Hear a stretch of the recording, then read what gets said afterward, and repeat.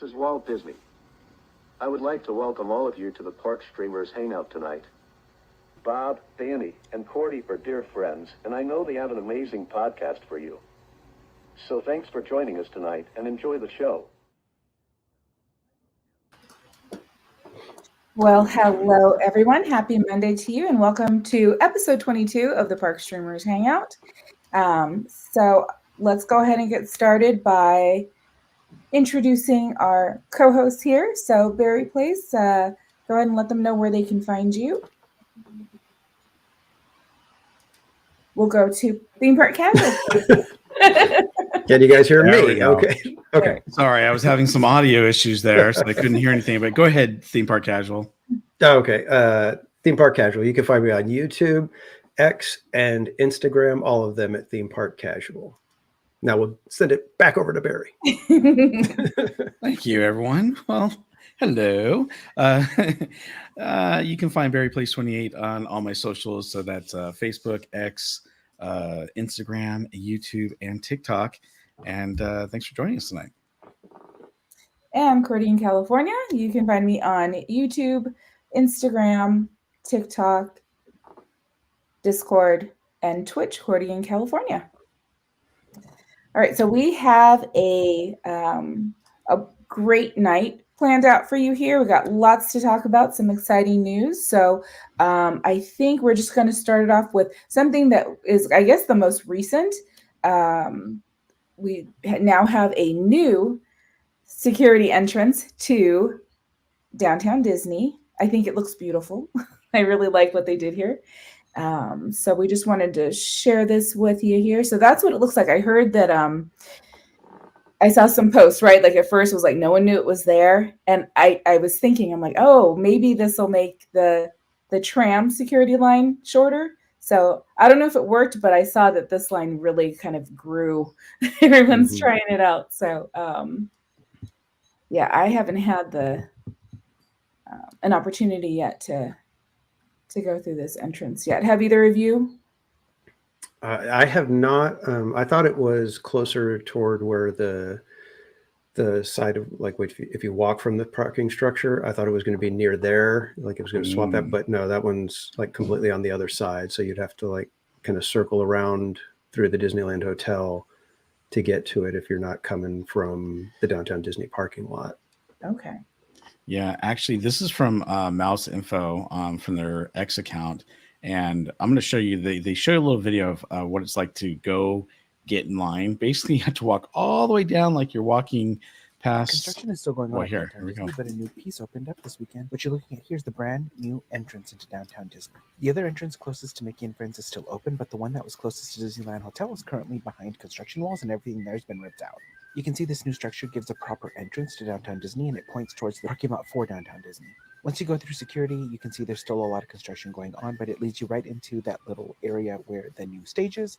There's also the Din Tai Fung right here, and then some new restrooms. There's a men's restroom and a women's restroom, and then there's two separate companion restrooms as well. Okay, then looping back around here, and then we're back to the security entrance. Unfortunately, lines can still get really crazy. You can see here we're speeding this up, but the line in the evening got pretty long. We were basically walking back to Pixar Place Hotel. Okay, obviously it wasn't that long of a walk, but you can see here the line was pretty crazy.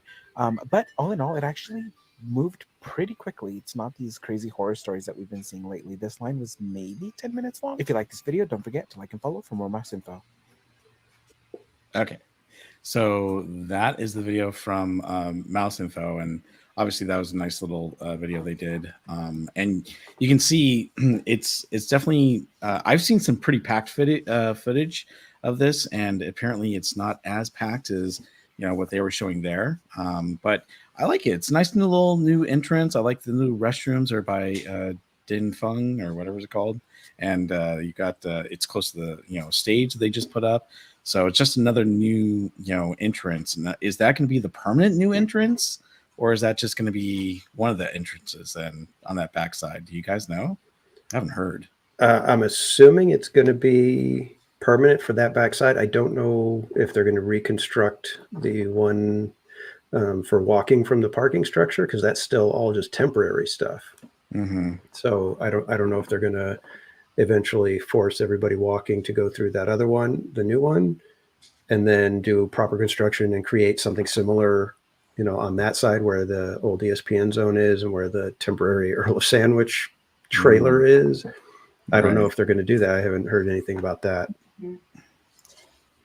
Yeah, I'm curious to see what they do with that particular entrance and exit, right? Because I think it was primarily for employees, like that's the main entrance for them to come in through. And I know that they continue to try and stop people from walking through the employee parking. That's so dumb. They put benches and signs, but so I'm curious to see too if with this, kind of reconfiguration, if they do something to halt that. I mean, I'm sure they don't want to have to put up, fences and walls, but I feel like that's on their mind. How can we keep the guests from walking through that employee park? Yeah, I'm also curious with the Disneyland Forward, what's going to happen, because that area is slated for theme park expansion potentially. So who knows? Yeah, that's true. Yeah, a lot going on. But I hope we get the other one back, so that we have this one in addition to what we already had. That would be wonderful. Yeah, I don't know. I'm not sure how far it is for the Disneyland hotel guests to walk around to it. If it's, I mean, obviously they used to be able to just walk straight out of the hotel and, right to the security. So yeah, it seems like, okay, now you're forcing your hotel guests to walk a little bit around. Not that it's a big deal, but. Right. It does seem a little weird because I was thinking about this, with Disneyland Forward, and of course we have some time before they, start doing any of that theme park expansion. But, the thought is that, that Simba parking lot and Stitch parking lot are going to be, part of the theme park. So it's kind of weird. They have it angled off right now, though. So it kind of goes towards the parking lot for Simba. So then are they going to maybe have a pathway that comes from the hotel from the other side? Over by where Trader Sam's is. Maybe there's going to be a walkway from there over, to that entrance or something. I have no idea. Yeah. Again, with the Disneyland Forward, it kind of puts everything in a very weird spot for us to be able to speculate, because like you're saying, it's pointed toward the parking lot, but if that becomes theme park, is it part of California Adventure? Is there going to be another exit entrance right there for hotel guests? It's hard to say, but regardless, hotel guests would have to still go through downtown Disney. So there needs to be, the bubble has to start somewhere. Well, some of the comments I heard too were that people were surprised that they didn't have the new type of security system that they had over Walt Disney World over here for, our downtown Disney into Disneyland. So maybe this is going, even though it looks permanent, maybe it's just a temporary permanent thing. I don't know.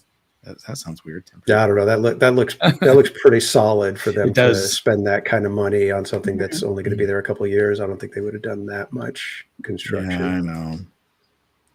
Yeah, I just think they'd want to, even with all the changes that are coming up.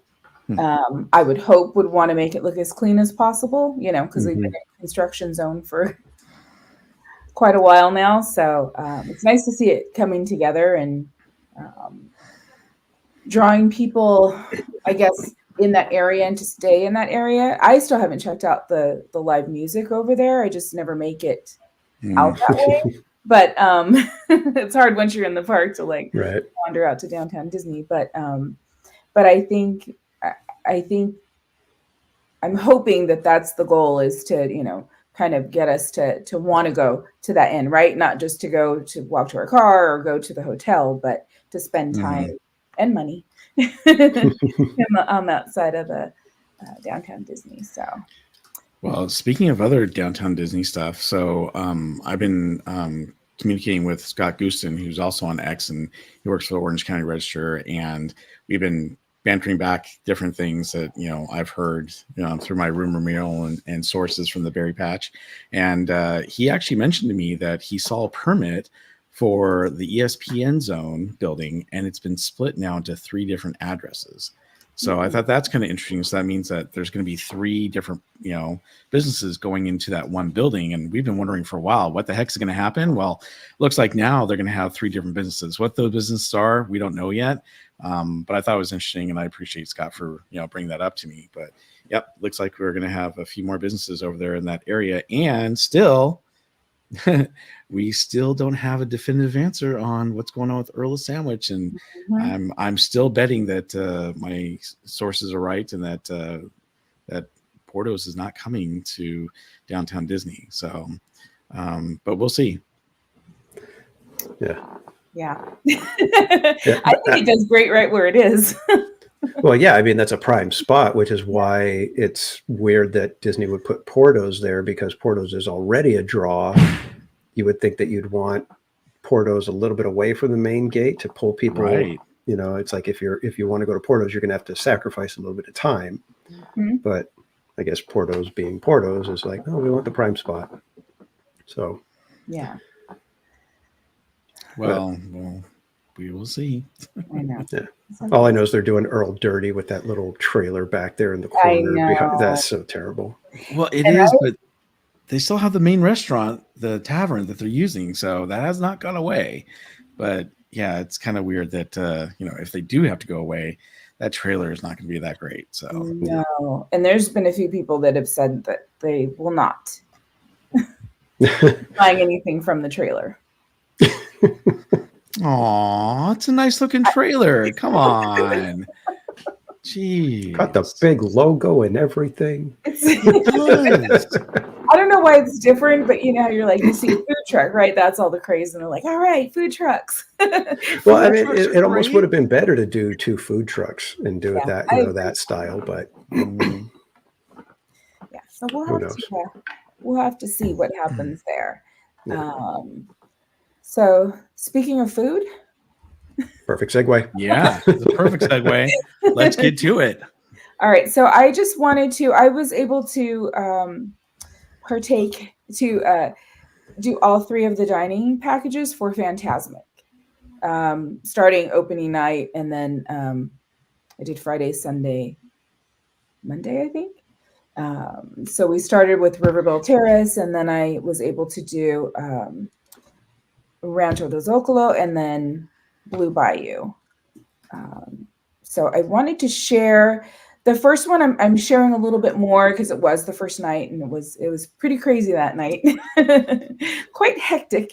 But just to kind of show you what spots, I was able to get in the viewing area, and then get a look at some of the food that we were able to try. So we all got to try it. Christina was with me for all 3, and CL got to try all 3. We got to do Blue Bayou, which was a wonderful treat. So I'm going to go ahead and share this. We'll talk through it, but I put some little clips together so we can kind of go through this.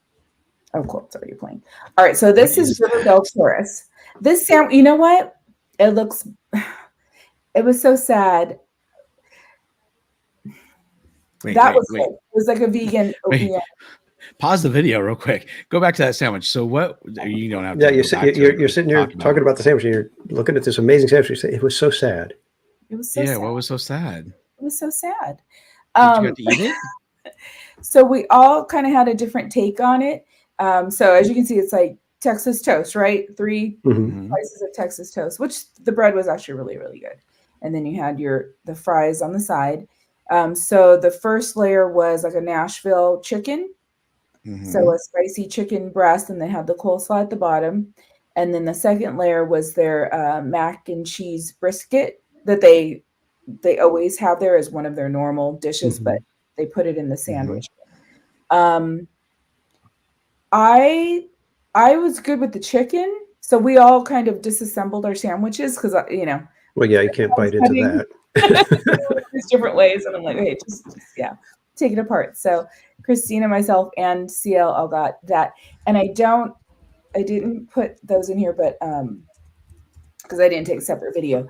But Devin got he had it was like a grits It was a vegan dish. He was so funny because he was getting all the vegan stuff, and then it was like squash salad. But I don't know. It was just the oddest. They were the oddest meals. And then he got like this Pixar like pudding, so it was like blue and yellow, and it had pop rocks that you could put on top for his dessert. Interesting. So yeah, so nobody really cared for the meal. Unfortunately, I didn't like the mac and cheese, so we did not, no doggy bags from this restaurant. And Wow. this was their lunch Mm. dinner. They Yeah, have I'm seeing Slim put the food was gross. yeah, It's kind of crazy. it was. The sandwich looks fantastic. I'll It say does look that. good. Yeah, no, it looks great. This meal, so this was because they have two different ones. There's a standard and then a premium. The premium is equal to like the Blue Bayou in price. It's $89. Oh, it because- is that much, huh? Yeah, this one was 55 because we were going to get our little ticket and then go find a spot right once the show started. Oh, For the $89, you get a table for that we can go- Fantasmic. Yeah. Mm. But there's very few like times for that. Those are really tough to get.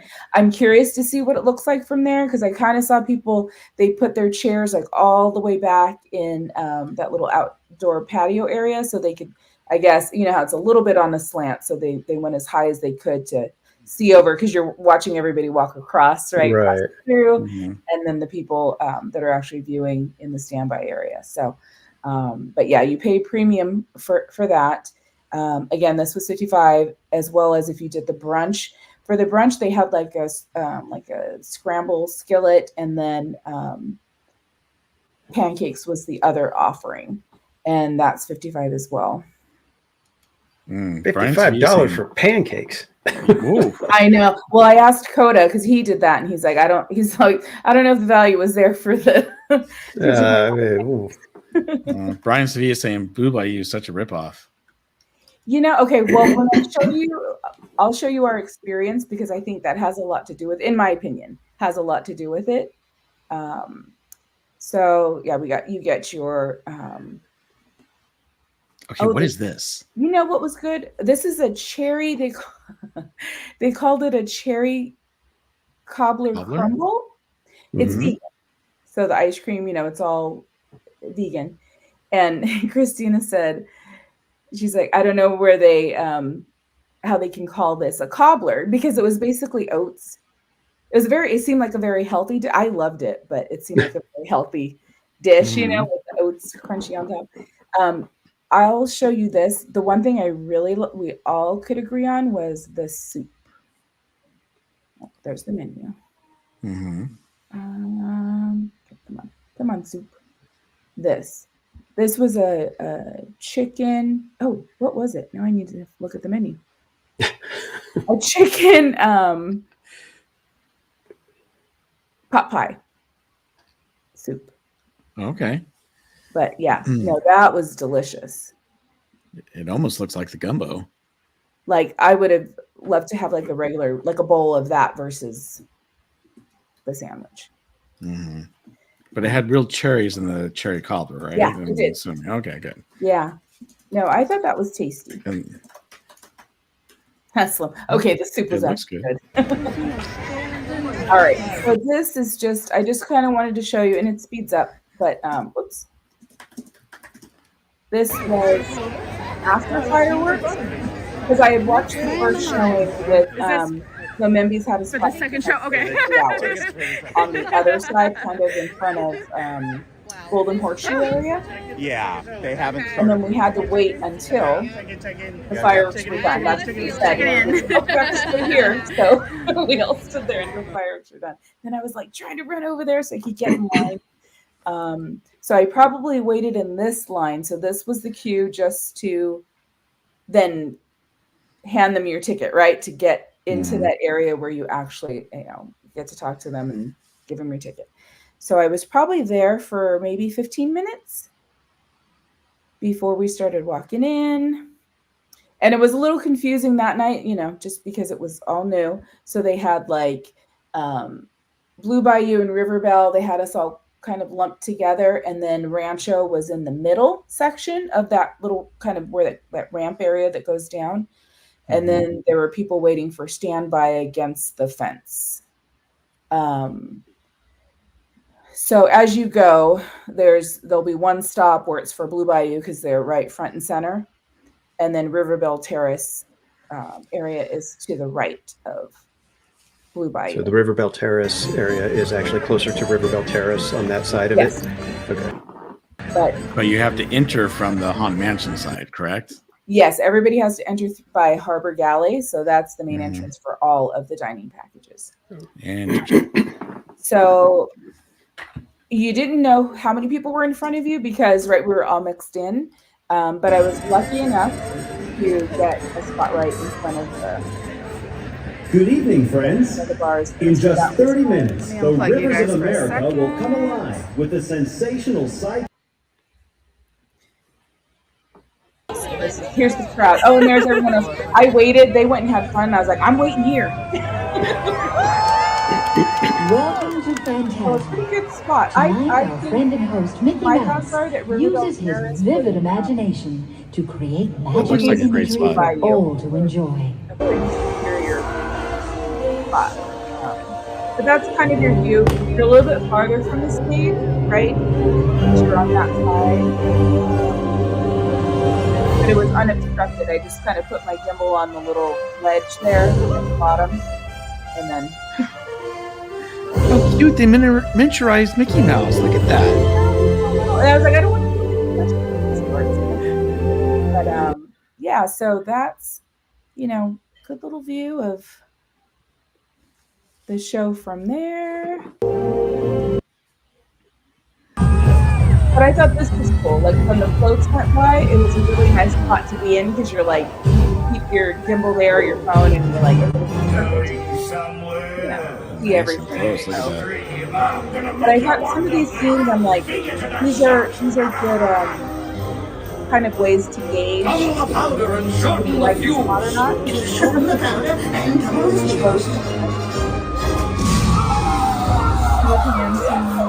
Watch this, Wendy. Get me!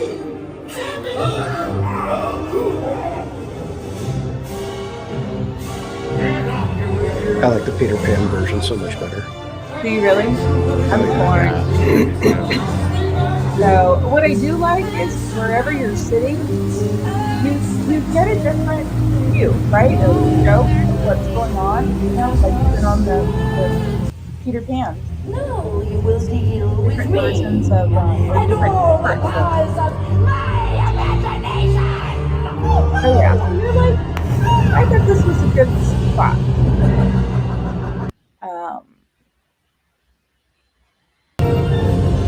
See everything. I didn't really get wet. Like you're so far away that you weren't really in that splash zone. So that was kind of nice. Yeah, depending on how the wind is blowing can determine whether or not you're going to get wet. Yeah, but like when you look at when you go over to the left side, like the Rancho side or the start of the standby, you're much closer Okay. to everything. So it's. And then I wanted to show this because we all noticed the first show there were even less characters. This was the second showing on the first night. It's still kind of sparse, right? We got to see more than we did in the first show. And as always, it changes. Every show, every night, you don't know what characters, how many you're going to get. It's always a surprise. And then what they did do is, because it was the first night, I don't know if it happened the other night, but it oversold or what happened. They started filling in River Belle Terrace with Rancho Hills Overflow Fest. And then people started going under the rope to the right. Oh, wow. Some regulars, I guess, and then they opened up the rope and let them in. So that was a little bit of a bummer. I mean, I wasn't really like affected by it because I was so far up, but you pay $55 and you're like, wait a minute. Yeah. Yeah, they definitely got to be careful with that. If they're charging that kind of money, they need to make sure that Yes. people have a proper experience for what they're paying for. Yeah, that was not too cool. But okay, so the next time I did this, it was Fantasmic. So let me just can I pause there? Rancho So del that- Zocalo. Let me just do this. No, I can't really. Okay, there. So these are the options. I know that some people got the potato tacos, and they were like, yeah, they were okay. I heard good things about the sweet and sour or the sweet and spicy shrimp tacos. We got the sweet and savory carne asada, which was delicious, and then the cake was great. And then you get a beverage, right? Every restaurant they give you a beverage, so you get to do that. Mm-hmm. But sorry, real quick, potato tacos, really? What happened to doing like chicken tacos or? It's their The vegetarian. vegetarian. Yeah. Oh, never mind. Forget it. So then they even have a different dessert, which Brian Sevilla was in the chat at the time, and he said they have another dessert, and he thought it was better than the cake. So I asked about it, and they said it goes with the potato tacos because it's a vegetarian. Well, it's kind of dumb that you can't choose it if they have. I probably could have pushed. For it, but I was like, I'll just try the cake. Well, Yeah, but my thing is like they've got some nice options here, but it's only 4 real options for the entrees, and you think that they would give you maybe one of the entrees that they already have there, like the burritos or something. So it's kind of, to me, the menu is a little disappointing. I mean, they got a few good things on there, but I just was kind of like, huh. Sorry, totally forgot about the vegan people out there. So my apologies, but yeah, I totally get the potato tacos. So Brian said, yeah, they let him switch. I didn't push it because I really wanted to try the cake. So I was like, okay. I think that was the first time I had it. But I think that this menu was kind of, in my opinion, a little bit of an upgrade over the regular menu because I'm not a huge fan of Rancho normally. Like I don't go there. So, and then but it's interesting that they took away the rice and beans from the regular menu, but on this one they give you rice and beans. So it was like, oh, we're gonna give you something that used they to give rice and beans for the regular menu. They stopped doing it. Yeah, not anymore. Yep, you just get chips. You get some chips. Clearly, it's been a few weeks since I've been there. Okay. Yeah, and it just happened 3 weeks ago. It like around the same time they introduced. Oh, see, I was going to say it's been a few weeks since I've been there. Oh, that's going to disappoint my daughter. They took that away, and then there's what kind of rice? See, it's green. The rice is green. I'm trying to remember. Yeah, cilantro rice. Cilantro lime. So they give you lime on the side, so you can put that on, whatever you want. But everybody said it was bland, which it was, I will say. But I like to mix, so I'll take like a little bit of rice and then, with the carne asada. So to me, I couldn't tell because I'm like, oh, well, I had it with something that was really flavorful, so I didn't notice. But that was probably the biggest, the feedback that I got most was that the rice was bland. So, but I thought it was tasty. Everybody really liked the carne asada, so and it was prepared really well. So you get 2 strips. And then you can't beat the view, right? Thunder Mountain right there. And then here is, I got the front again, so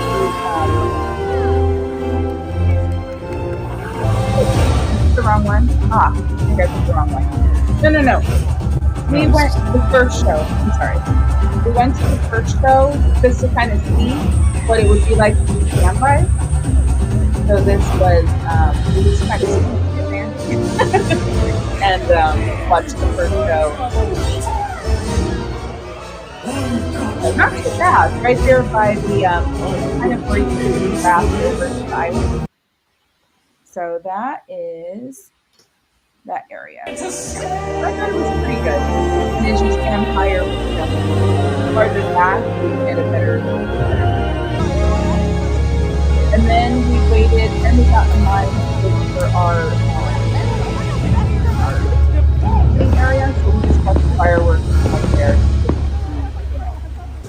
in line. So we were like third in line or something for our dining area. You remain seated at all times, no flags.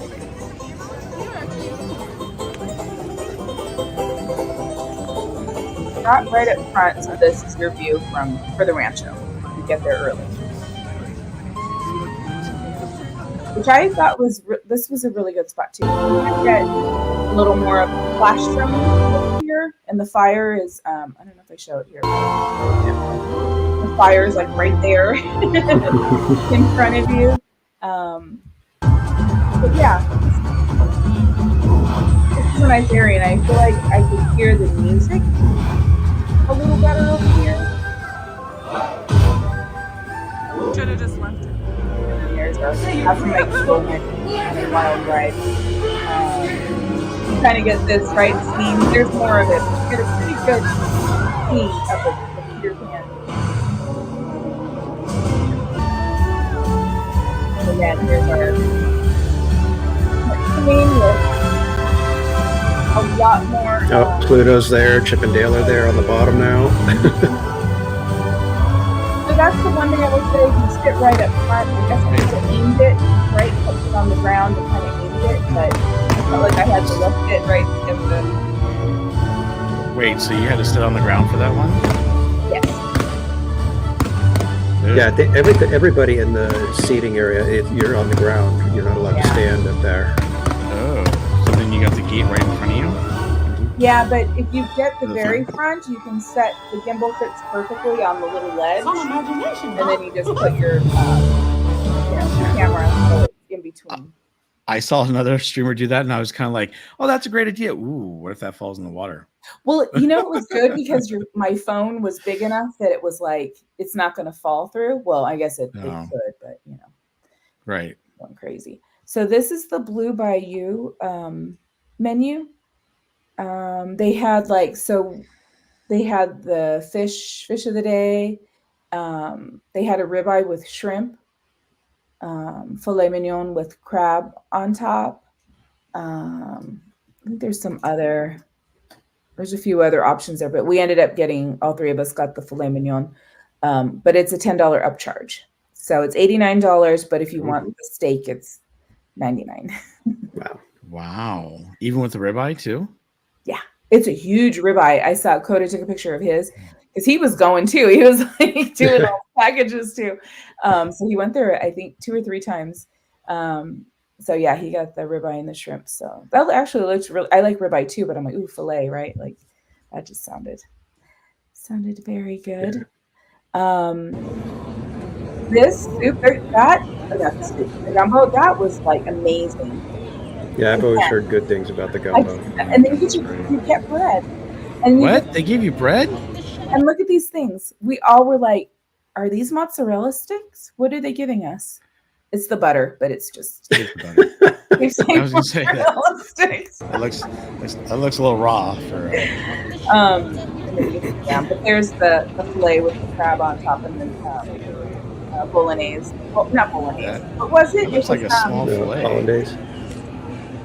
Not a. What did you going to say? No, is it Béarnaise sauce? Or, Béarnaise, yeah. Don't get saucy with me, Béarnaise. And then there's the cute dessert. Okay, so go back to that steak because that thing looked tiny. Was it tiny? I mean, that doesn't even look like it actually, it looks smaller than it was. Like it was pretty. I wish I had it better. Because you're talking about this huge ribeye, that they have, and then you got the filet mignon, and like, beep, right there. Well, fillets sometimes tend to be a little bit on the small side, just because it's such a tender cut. And it was thick, you know what I mean? Like it was. And then if you add, the seafood on top of it, of course they're gonna, go a little bit lighter on the cut for the fillet. So it was good.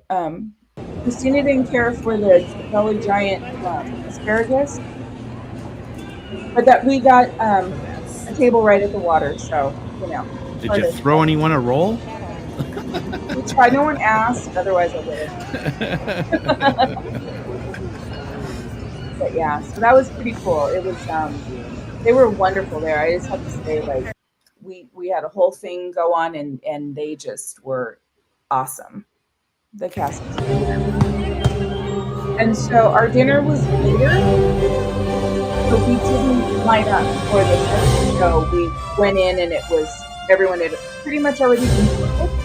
So we were at the back of the Blue Bayou.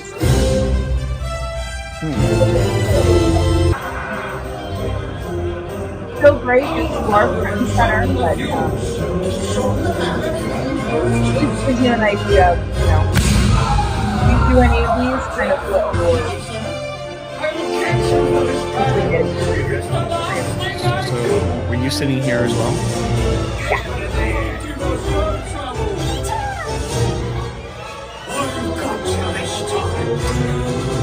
I like this part. Like, kind of over there. You caught fish? Here. It's such a beautiful view of like this and all the floats crossing when you're right in front or at that like area. So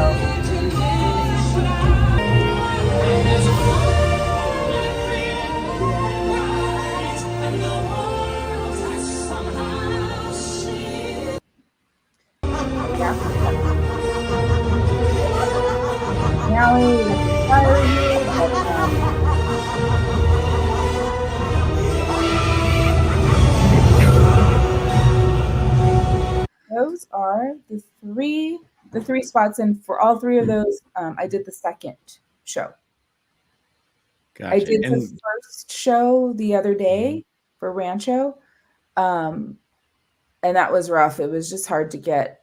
I couldn't get a front spot. Like there were just so many people. So I recommend the second show. And then, did you do the premium for the Riverbell Terrace, or was it just the regular?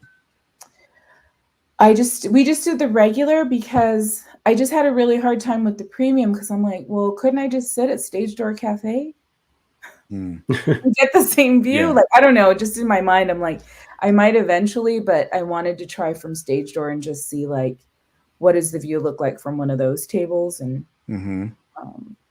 Was it okay? I haven't done that yet because okay. you probably have to sit there a while, right, to hold the table. Right. And so now that you've done 4 of these, kudos to you, by the way, for doing all that. And thank you for bringing us all this awesome information. But what was your favorite location and the food that you got then? I really liked the Riverbell Terrace seating area. But I think Rancho was my favorite as far as food. Because I got the same thing again. When I went back, I got the same exact meal. And it was just as good the second time. And I think the Rancho viewing area is really good. There are no obstructions, right? Even if you're sitting in the back of that area, the tree's not blocking. You have a really good spot. Of course, they just sell more of them. So you just have to wait a little longer in line or get there earlier so that if you want to get towards the front. But yeah, I think Rancho, as far as like value, is probably the best value, at $35 because your meal already would have cost you what, 20, possibly. So it's girl math, be like $15 for your dining area ticket. And you use your magic key, right? If you have a magic key, you get your discount. Well, that's good. For all of them. So yeah. Well, that's awesome. Well, since we're talking about Fantasmic, I mean, should we talk about what we thought of Fantasmic coming back? Sure. So what'd you think, Bob? Well, so, I was excited to see Fantasmic come back, and I had the pleasure of standing next to Theme Park Casual when we actually watched it for the first time together. I didn't get a chance to see it when it opened because I was on vacation with the family. But being there, I really actually enjoyed watching the show. It was great to see it come back and especially seeing the Peter Pan scene. We were a little off to the side over by the Tiana's palace. I think we were like right in front of Tiana's palace. Right where So we have a Tiana's palace tree meets there. the Haunted Mansion construction walls. Right. So we had the tree there kind of blocked a little bit, and we had some lampposts too. And for all of our viewers, thank you for watching, and we were trying to get the cameras around the lampposts. But the only thing I didn't like obviously was the end, because I was hoping they would have something other than the B version with Maleficent going up. They do show the dragon on the water screen, which is cool. And then, obviously, Mickey, takes her down. But I thought they were going to do a little bit more. Now, the thing is, they are working on a dragon, and we don't know when it's going to be ready. It might not be ready till next year, but they're working on another dragon, and I think it's going to be great when we can have it come back. But until then, it looks like this is how it's going to be. So that was the only disappointing thing for me. Other than the fact that, let's talk about, where we were to watch it. It wasn't the worst place, but it wasn't the greatest. But it makes it very difficult with all these new seating that they have for all the people who are buying the seats. It does make it a little more difficult to try to find a place to stand and watch the show. So, casual, Cordy, what did you think? Well, I've got to see it twice so far. I saw it on opening night. Me and Casual Junior, we were at the second row of planters right in front of Cafe Orleans. So we were like almost dead center. We were just a little bit off from the main lighting tower, which was fine. I mean, you were a little far back, and you had, some people walking, across the planter. But, for the most part, Fantasmic is Fantasmic. So I love that. I've always had my little issues with Fantasmic 2.0. So there's still those little issues that I have with it. But the dragon, I'm torn as to whether or not they should have brought it back without the dragon, or had some sort of replacement for the dragon, because it's like it just needs that climax. And without the dragon, those of us who have seen Fantasmic, I'm sure people who are seeing Fantasmic for the first time, it's just wonderful. They don't really notice anything. But those of us who know that the dragon is supposed to be there, it just feels like something's missing. It feels like a anticlimactic battle. But like I said, other than that, Fantasmic is Fantasmic. I still get, the wonderful fuzzy feeling when Mickey bursts at the top of the Mark Twain, and when he's commanding the fireworks at the end, it's still just spot on perfection. So I just wish we could have got some sort of dragon. I agree. Well, since we've heard all about your food, what did you think of it, Cordy? I love Fantasmic. Dragon or not, I just love the show.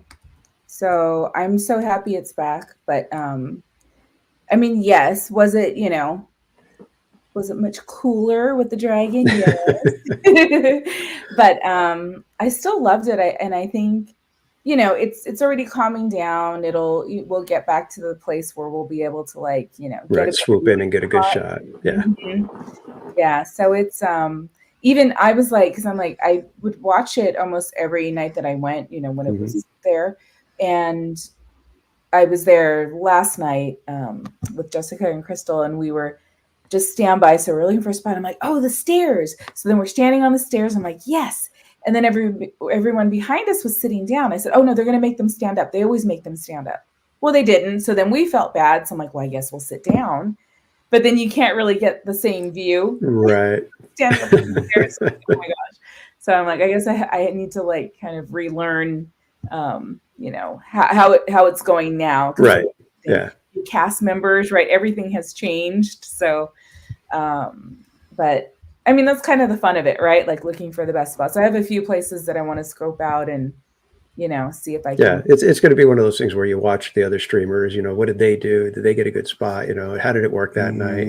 Try it again, oh, it didn't work that night. So they got lucky and, all those kind of things. And try to figure out, how to play the crowds. So yeah, but I love the vibe. I love that we have a show, Yeah, that's what I said. It's like Fantasmic is Fantasmic, but I'll tell you what, if you go back and watch a video, somebody stream with the dragon, you just go, man, that thing is impressive. You really, I think we took it for granted how impressive that thing was, because when you watch it, especially if you see somebody's video, when you see a side from over near the Mark Twain dock, and you're like being able to see the silhouette of it, coming up and going down, that thing is amazing. Like I said, I was blown away all over again, just watching a video. I was just like, man, that thing was just a feat that they were able to pull something like that off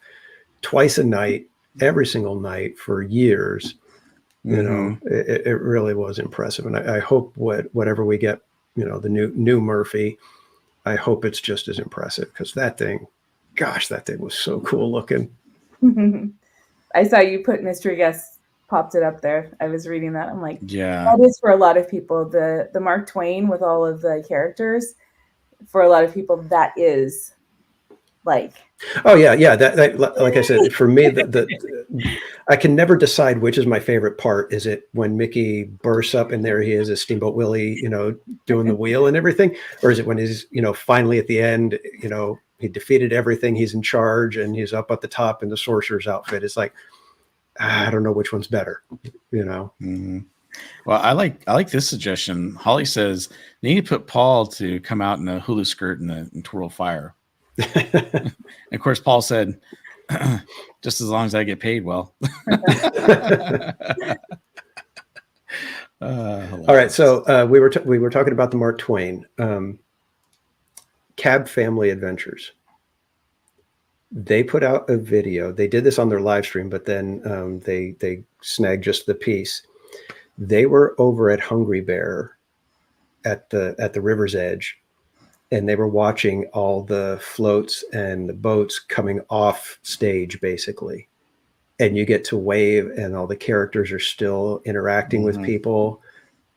It looks so fun to be back there for that. So if you go and you really want to, say hi to the characters, go back by Hungry Bear before it gets behind the construction walls, of course, and give that a shot, because it looked just so fun, because there's all the characters, everybody's waving, you can yell their names and they'll wave back to you, all of that stuff. Peter Pan and Hook are still, doing their thing on the boat, and you get to see how, the princesses that come and dock right there, how they have to quickly get over and scurry because they got to go get in place on the Mark Twain, because that's about to start taking off. And it's just, it's really neat to see it from there. So Cab Family Adventures, you can go check out their video.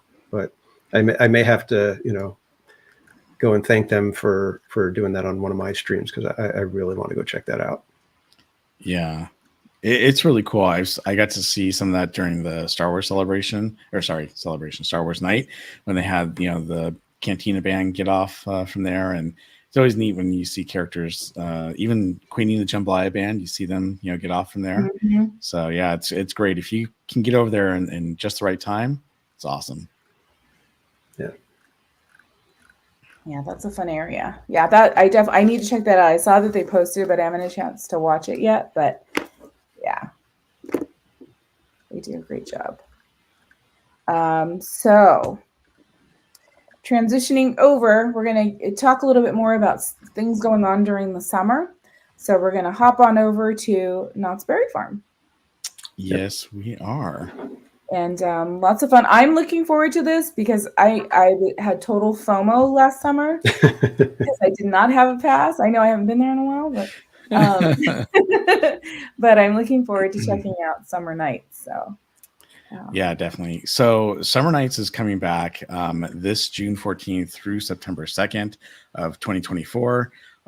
It's going to be select nights, obviously. So it's basically I believe it's just, isn't it like Thursday, Friday, Saturday, Sunday is typically when they do it, the bands and everything. Last year they did it nightly, but that was only probably the like June 14th to about the end of July, and then it goes to like you said, Thursday, Friday, Saturday, Sunday usually. Yeah. Of course, they're going to have some amazing bands there. Theme Park Casual did an amazing job covering Not Summer Nights last year, going back and forth between the bands. which is great. And I was enjoying watching his streams when I could, because it was a lot of fun when I couldn't be there, obviously. But it was really neat because, they have, it's not just the bands, it's the food, it's the fun, it's the, and when they don't have band going on, they got a DJ going on too. Or if one band leaves, another band comes onto another stage. So it's just really, really cool. They do have a summer dining bundle, and I want to show this to you. It's admission plus all day dining. So it's single day admission, includes all day dining, select flavors from summer items available, which is nice. So you can get not just what's on the menu, but you can get some of the summer items available as well. The cool thing about this is if you do this and you don't have a pass, you get to get one entree and a side as often as every 90 minutes. Now, with the regular dining plan that I have for the all season, you can only do it every 4 hours, and you can only do it twice a day. But here, you could do it, every 90 minutes. Now, that's a lot of food to eat, in one whole entire day. But that is really, really worth it. Obviously, drinks aren't included, but you can buy, the drink cup for the day that has unlimited refills if you do that. But it's really, really good, and it's a lot of fun. If they're open like till 10 p.m., you could basically get 7 meals if you time everything perfectly. So you can have 7 meals. And yes, I've done that. Bring your Tupperware. Wow. Well, no, actually, you don't even need to, because the last meal of the night, you can ask for a to-go box and you can just box it up and take it home. I've done that lots of times where, getting ready to leave the park, go grab some tri-tip or, some nice barbecue and head on out. That's some good inside information there. One of the cool things they do too is they have these, big, summer deck chairs that they have out that say summer nights on them that you can get your photos on, which are really, really cool. There it is, a better shot of the summer nights chair. They have the stages with all the different, bands. Is that the 90s rock band, I think, right there? No, that's no 90s rock band usually plays on the smaller stage. Oh, never mind. But they have some really, really good bands that play, and musicians. I mean, it's just a lot of fun. So I definitely recommend it. If you guys can get out there, do it. Now, at the same time, they're also doing the Ghost Town Alive. So if you can, go to Knott's, and I'll bring that up too. Ghost Town Alive. So I'll share this tab with you. So this is the Ghost Town Alive, where they have actors that actually come out and they actually, will send you on little errands or talk to you or, just make a lot of fun. Again, this is select days, June 14th through the September 2nd. But it's like being in the Old West, and it's a lot of fun. And it starts right at, I'd say rope drop, but at the start of the day, they have the ribbon cutting for Ghost Town Alive. So they've got the mayor who comes out, and they've got a couple other actors that are different, townsfolk, and they do a ribbon cutting, and it's Founders Day, and it starts right off at 10 a.m. and it goes all the way till like 4:30, 5 o'clock almost. Yeah, so 4:30 is when they have their Western Hoedown for the Founders Day, and so you can go and they do a whole thing about Founders Day, which is really, really cool.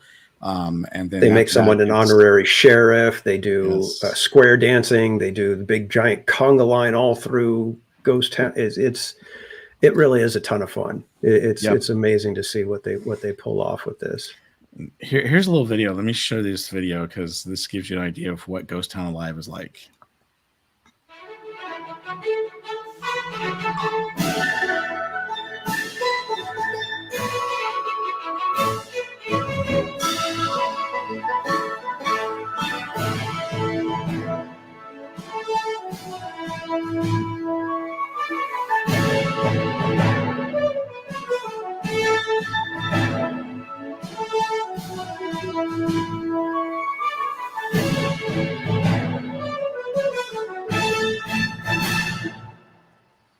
Okay, that just makes me want to go check it out. I know. I was going to say, I was like, that looks like a ton of fun, and right? I'm not, and that's the good thing about Ghost Town Alive is you can get into it as into it as you want. You can play there the whole day, playing off the characters, doing the little errands, getting all the stuff, and working with all the actors, or you can pop in have a couple of jokes, find out what's going on with things, and they'll joke around with you, tell you the story of where we're at and all these things, and then move on. And it is a wonderful little thing that Knott's does. I'm ready to go. And the kids love it. Founders Day Kids Hoedown right love now. it. Yeah, they do. I think I may have told you guys this story before, but my daughter and I went to the saloon, and we went to share a dessert up there. And one of the actors just came up and he sat down. And he acted like he just got a drink from the bar, and he's like, "Yeah, been here before? Oh, you're gonna go to the hoedown today? Oh yeah, Founders Day today. You gonna be there at 4:30? I hope I see you there." I mean, the whole time he's just acting out as if he was a real live person in the town of Calico. And it's really, really cool. And it's fun. It's exciting. It's different. And mystery guest, yes, Cordy could show up with a holster and cowboy boots. People dress up for this and play along. So they completely encourage, cosplaying and just going full bore with it. So you would not look at a place. Nobody would think anything of it if you went in full Western garb and ready to play. Right. That's interesting. Now, I'm surprised. The other thing they have that's coming out this summer, and they haven't given us a day yet, but it's the new Camp Snoopy at Knott's Berry Farm, which is really, really cool. So there's more to explore. We've kind of been through this before about how they're going to have the new Tender Paw Twister Coaster. They're going to have the new Sally Swing Along, the new Camp Snoopy Off-Road Rally, and more. So it's going to be really, really cool. The train is being redone. It's going to be electric train now. It was supposed to open Memorial Day weekend, but due to rain and construction fallback, they've had to postpone it. But it is still due to open this summer. So that's something to look forward to as well. And then one of the other things I wanted to show you guys too, let me bring it up real quick because I forgot to bring this one up. But they have a new Camp Snoopy show on Apple Plus or Apple TV Plus. And it's really cute. Now, I got a lot of questions from some of my subscribers going, "Hey, are they actually going to come out with this the same time they launch Camp Snoopy?" Well, there's a good chance they might. I have no idea. But let me show you the little trailer for that. I think it's kind of cute, so you guys can see what it looks like. So give me 1 second here.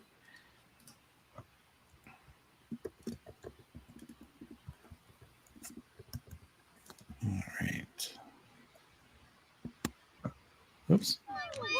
It's a fun way to experience the great outdoors.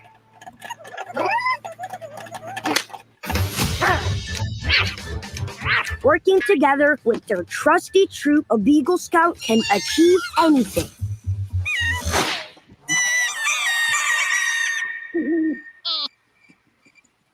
Good grief.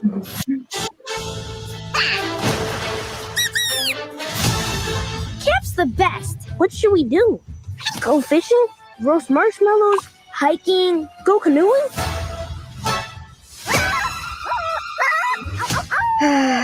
Why can't I have a normal dog? Camp is supposed to be about the fun and excitement of being with friends. And a true friend makes the good days better. Being there for others is the greatest accomplishment of all. We get it! You're cute! Ease up!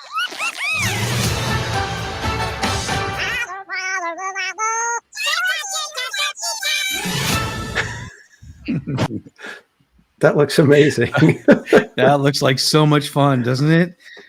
Oh, sorry. I thought I closed that. Okay. I thought I closed that out. Oops. I was still playing in my ear. But yeah, that is so much fun. I mean, I'm looking at that going, that looks really cool. And, the Peanuts movies are always classics and they're always fun to watch. But I mean, this is something brand new, and I'm kind of glad. It's like, why didn't they do something like this sooner? So I wonder if they were trying to, launch at the same time as Camp Snoopy was coming out. Who knows? But it's I know there's another Camp Snoopy at one of the other Cedar Point parks. Yes, or Cedar Fair parks.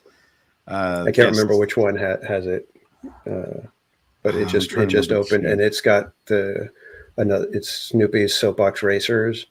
And that coaster train looks amazing as well.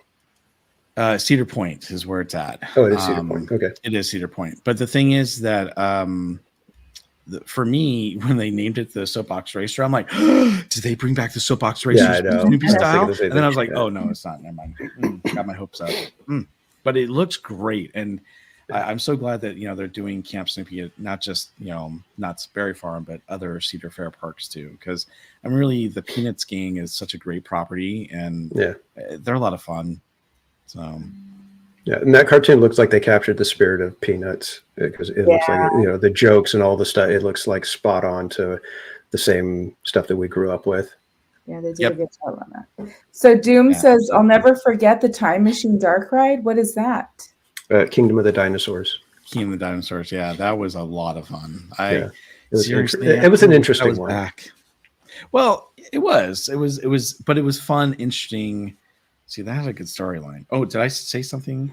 I'm sorry. I didn't mean to say that early. I was a little premature there. We'll talk about that in a moment. Yeah. The only thing I'm kind of nervous, I hope that the electric train still has some sort of steam whistle and the whole little kind of stuff going on. Because if it's just, like a Tesla riding up next to you, that's going to be a little. I'm sure little bit of a. What?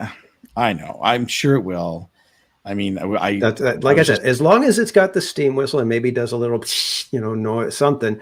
But yeah, if it's completely electric to be, way modern, I'm not going to be all that thrilled with that.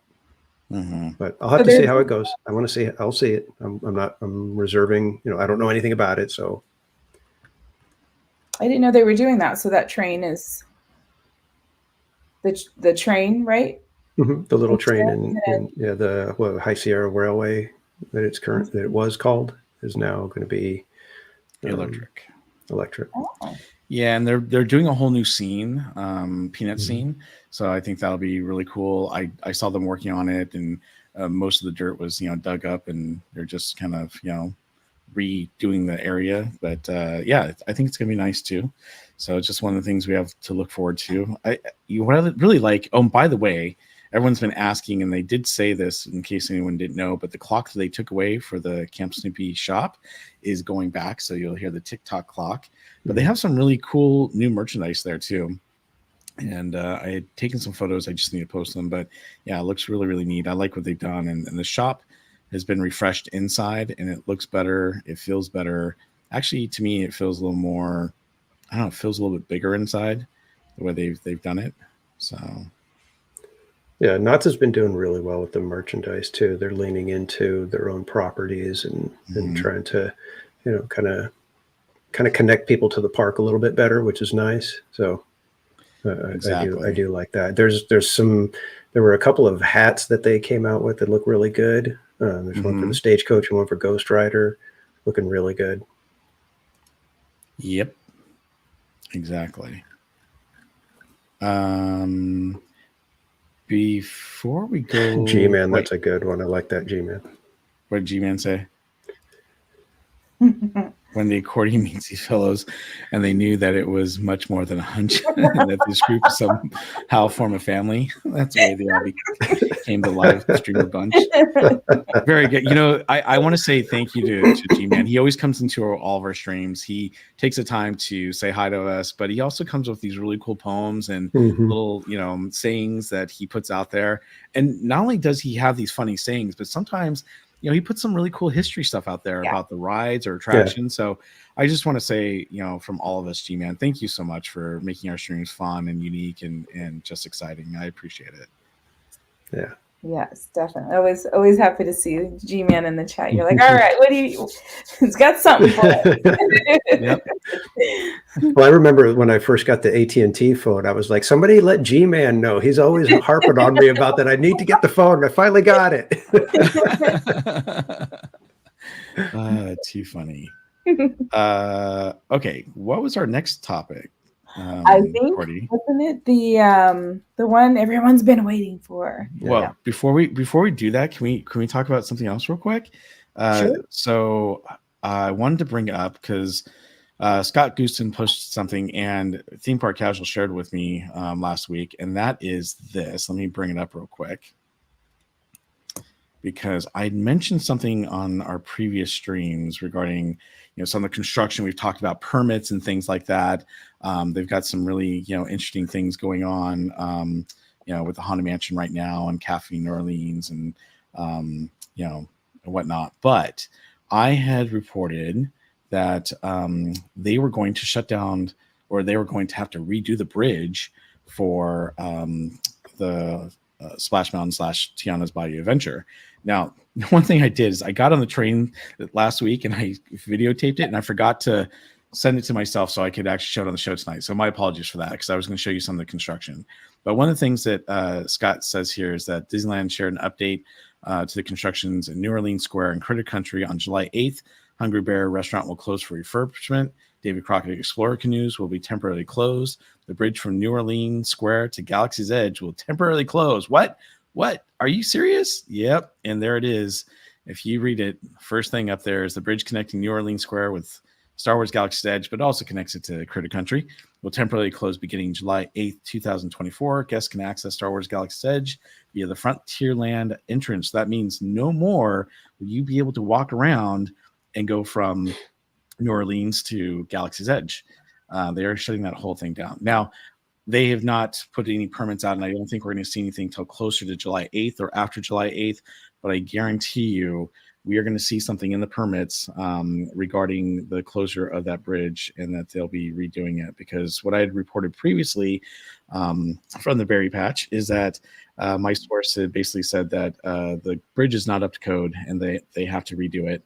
And it's a big, undertaking they weren't expecting to do, and it's putting construction behind. So maybe that's one of the things that will, delay it, and hopefully it won't. And then, of course, they're really digging out that whole back area behind the Briar Patch, which is now going to be Raised Berets, where I reported that they're having some weird smell come from that area, and they're having to redo all the electrical. So they're doing a lot of work. It looks like they've really kind of flattened out most of that area.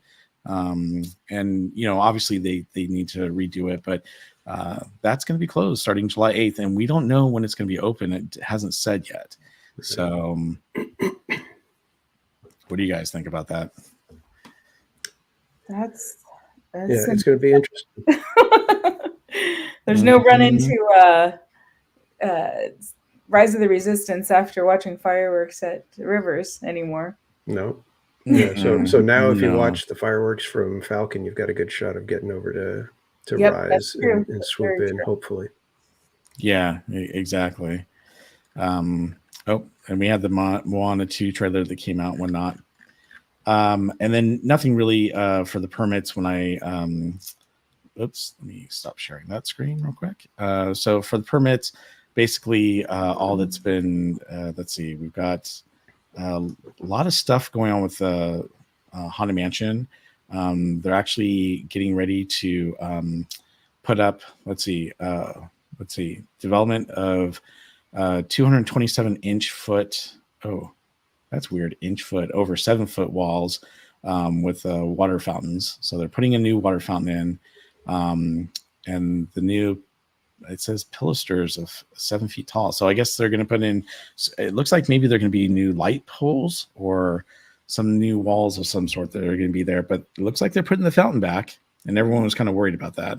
But it does show that they're doing that. And by the way, they just released that today, actually. And that was a plan revision. And then, of course, they're doing some point of sale stuff over at Cafe New Orleans. They're doing, let's see.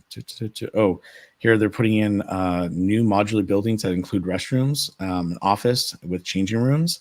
And they're doing electrical and plumbing. And this is for, what's the BOH? It says BOH Care Center. I'm not familiar with BOH. BOH. Yeah, BOH. I don't know what's BOH. Anybody know in the chat what BOH is? BOH. What does it say? It says BOH Care Center, new commercial construction. They're going to put in 1,652 square feet of modular building that includes restrooms, an office, and changing rooms. Back of house. Back of house. There you go. All right. See?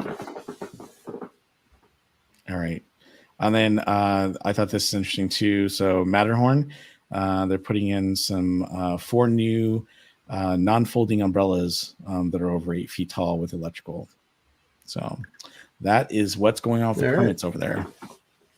Okay, I think we need to get to what we want to get to.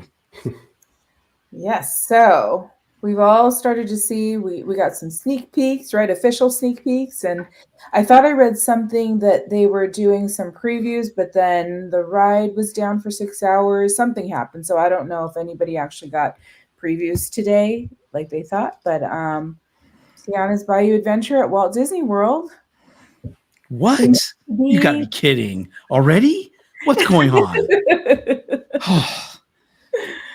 Yeah, on Saturday they actually released, and I'm going to go share the page right now, but they actually released a POV video of the actual ride. So let me bring that up because we're actually going to watch the video, and we're going to go through Disney's version of the ride. Now, there's a better version out there. We're going to show it to you and tell you where you can find it.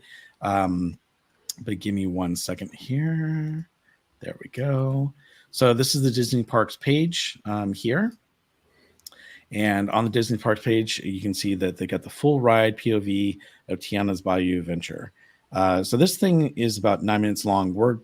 It kind of transitions fairly well, but we're going to watch it. And I think it's important to watch it because the 3 of us want to talk about, the video quality and what they're showing and maybe why they're doing this.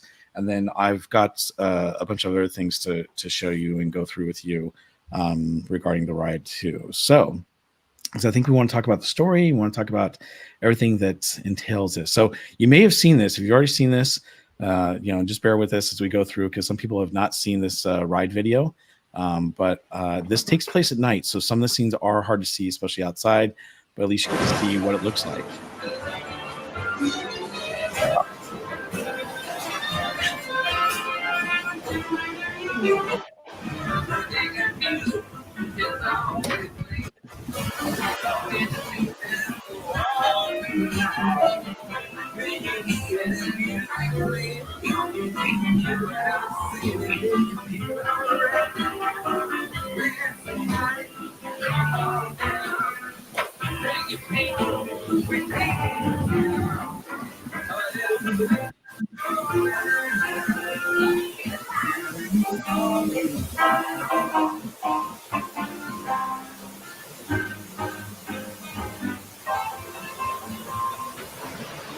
Hey, there y'all are. Lewis is up ahead. Let's join him and find a band for our celebration. To the back.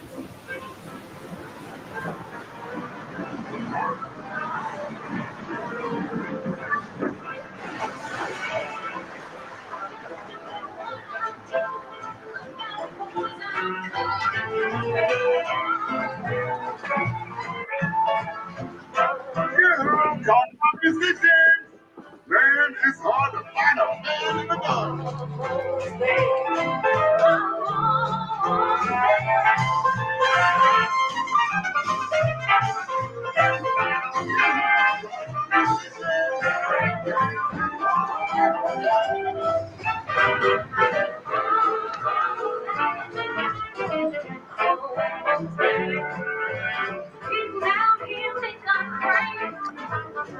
But I don't care.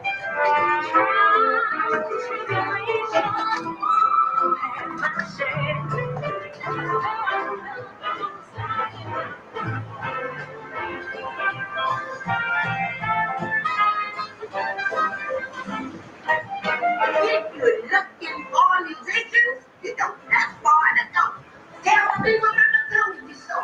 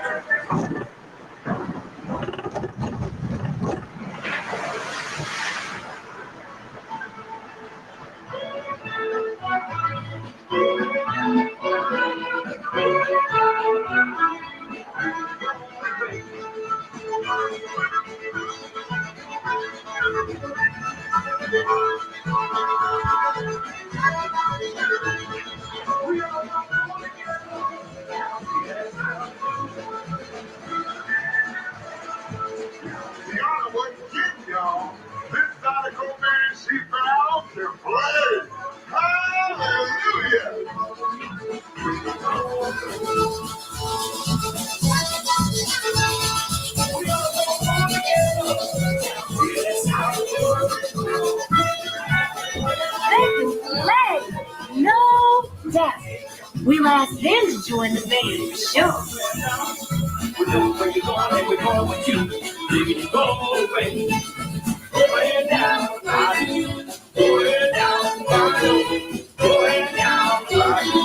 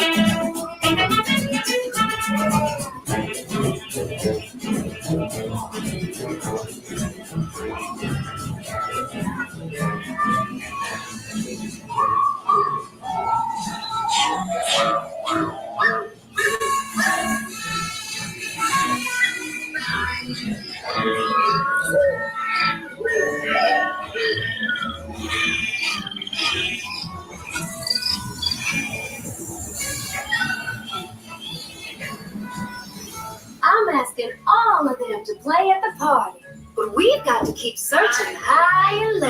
How long can I go?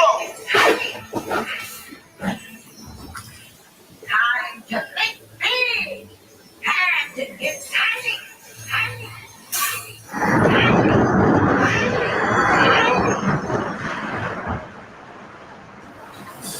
Where'd they go? Don't know. We have to find them.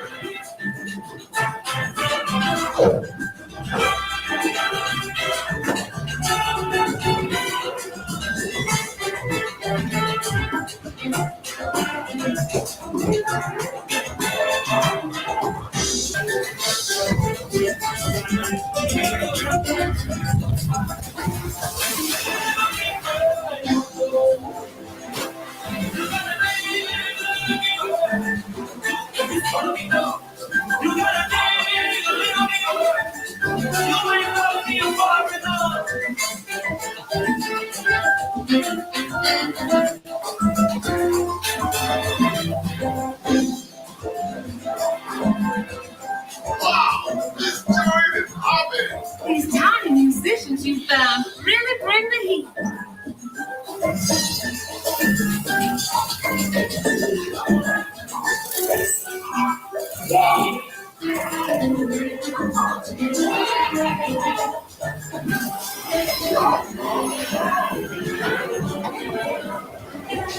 Let's get you big again. Cause the bigger you are, the bigger the splash you'll make at the party.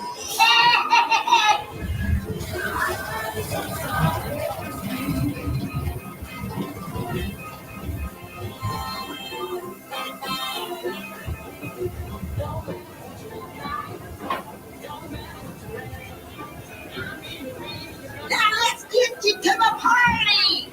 You'll get there in no time. Guaranteed. Hang on.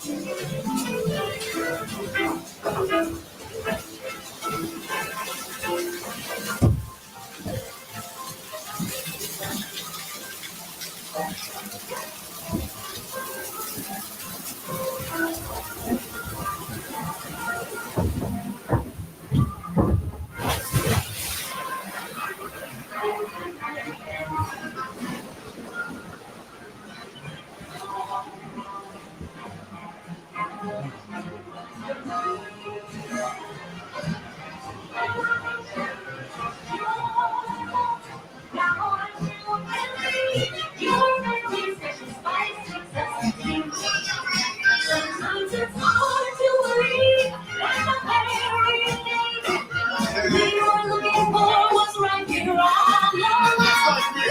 Which girl it was hot, darling was I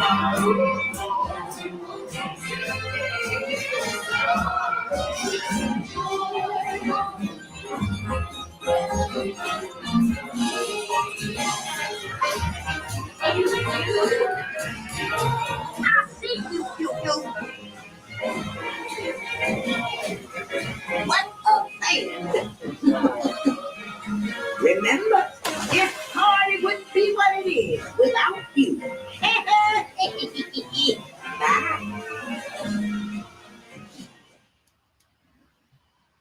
Okay. So that is Tiana's Bayou Adventure. So Disney released this early Saturday morning. I think to the surprise of everyone. I'm sure they wanted to probably get out in front of, everyone else. But in the history of Disney, I have never known Disney to ever release POV footage of a ride before it comes out. And I was kind of shocked and surprised by that. The only other thing I know that they've ever brought out a video for beforehand was Galactic Star Cruiser. And, they showed that. It didn't do very well, obviously, after they showed that.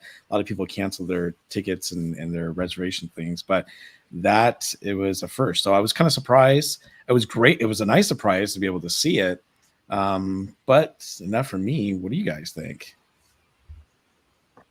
Cordy, I'll let you go. Yep. I'm always the one I'm looking forward to. I can't wait till we have it. I mean, it's the way I look at it too is like I understand, like, of course, it's like I was there when Splash Mountain first opened, right? I went that summer, so it's like I do understand it, but like what's done is done. So here we are, and I think it's beautiful. It's beautiful. It's like it's somebody had mentioned earlier in the chat about no Dr. Facilia. Like I think they just wanted to keep it like more joyful, right? You got a little scary element kind of, but it's like it's more it's more joyful, I think. So I don't know. I love it. I love all the colors and how it was lit, it was at night, but it looked really nice, kind of as they were coming out and going, down the various little splash zones. So yeah, I'm looking forward to it. Yeah, I'm looking forward to. I think Disneyland's is going to play a little bit better because some of those scenes, it seems like there's enough there that it'll fill Disneyland's Splash Mountain, because ours is actually shorter. We have a shorter track, so I think it's going to tighten some of those scenes. So there's not going to be as much of that, kind of floating in the log time where there's really not a lot going on. The thing about it, this POV video was very poorly produced. It looks like they practically just told one of the social media people, here, get on there with an iPhone, here's a gimbal, and go do it. And it's somebody that doesn't really know what they're doing.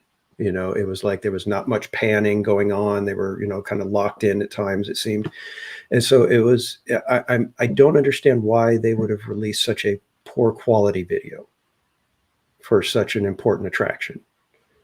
So that has me wondering, what was the motive here? Were they intentionally giving a less than video so that people will have the, good God type of reactions? And then once better video comes out and, people get on the ride and it starts getting, you start to see, oh, it's actually better than that. And so you get those naysayers at the beginning, and then you can kind of try to shut them up, with a follow-up. You know what I mean? And you think, oh, well, are they really that smart? You could ask ChatGPT, what's the best way to market a ride that's kind of controversial, and it would give you options, so those kind of things, that's me as the marketing person, thinking about this. Now, as far as what I think about the ride, Zippity Doo Dah, you're not going to get a better song. That is probably the number 2 song for Disney ever. I think only When You Wish Upon a Star would be a more, fitting anthem for the Disney company than Zippity Doo Dah. So music wise, it's just, it was an impossible task for that, as far as I'm concerned. Everybody's been talking about the storyline, and I agree. The storyline feels very, very weak. And I know, okay, well, does Splash have a story? Did you understand the story? Be that as it may, I'm judging it on this. I'm not going to compare it to Splash. I'm going to say, with this, watching the video, I feel like I'm watching a, preschool-esque Disney Channel show. I'm half expecting Tiana to say, help me, can you help me find the rabbit? Awkward pause. You found it. Good job. Kind of thing. It makes me feel like that. And it's like, that's not the kind of story I wanted. And if you're aiming it at such a young age group, a lot of them are too short to ride this ride. Had this been a dark ride, like a Fantasyland style dark ride, I'd be perfectly fine with it. I think, maybe it's pretty cute and the kids are going to love it. But when you put it in a thrill attraction that's really geared toward tweens and teens, this story, this idea of finding the band, it just seems very odd. It's a very odd choice to me. And to me, it's like, I'm looking at it and I'm trying to think, okay, how would I improve this without, basically gutting it and starting over? For me, it's like the whole shrinking thing. You needed some sort of tension there to, it's like, for me, if the whole time we're looking for the band, we're still trying to get away from Dr. Facilier, if that was an aspect of it or something, some sort of person, some force, some creature that is trying to keep us from getting to the party, then you have a reason for us to kind of hurry. We got to find the band. We got to get to the party. Somebody's trying to stop us from getting to the party, and then the got to make you tiny. I don't really understand why that was an aspect. It's a fun aspect, but it's like, I don't understand, okay, we get small and then, oh, well, let me make you big. It's just kind of like, okay, whatever. Whereas if you had somebody chasing you, then it's Mama Odie, quick, let's hide. Let me make you tiny. And you go hiding under all the leaves and the mushrooms to get away from whoever's chasing you.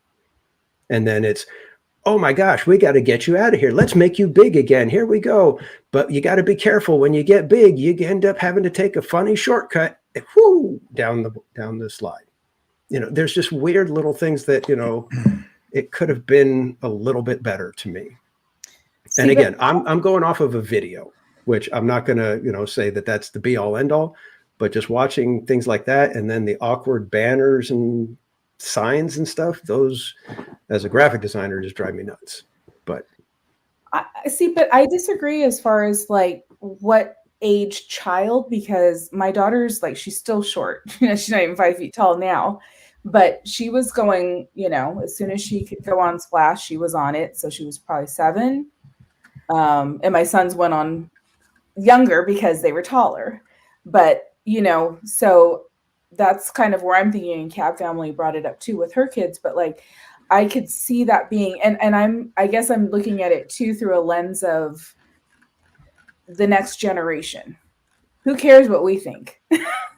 You know what I mean? Like, this is supposed to be there for the next generations, not I wouldn't care what we thought, because you're like, yeah, what are the ones that are going to be going here for the next, 20 years or 25 years, like just here on out. So I kind of get it. I don't know if that's, what they were thinking, or if it's, we could all speculate on why they did it and why it looks like this. But I think, if we look through that lens of, aiming it towards the young kids, it kind of makes sense. That's why there's not a villain. That's why they're, they've kind of explained things that they weren't going to follow the normal, what the storyline was of the movie.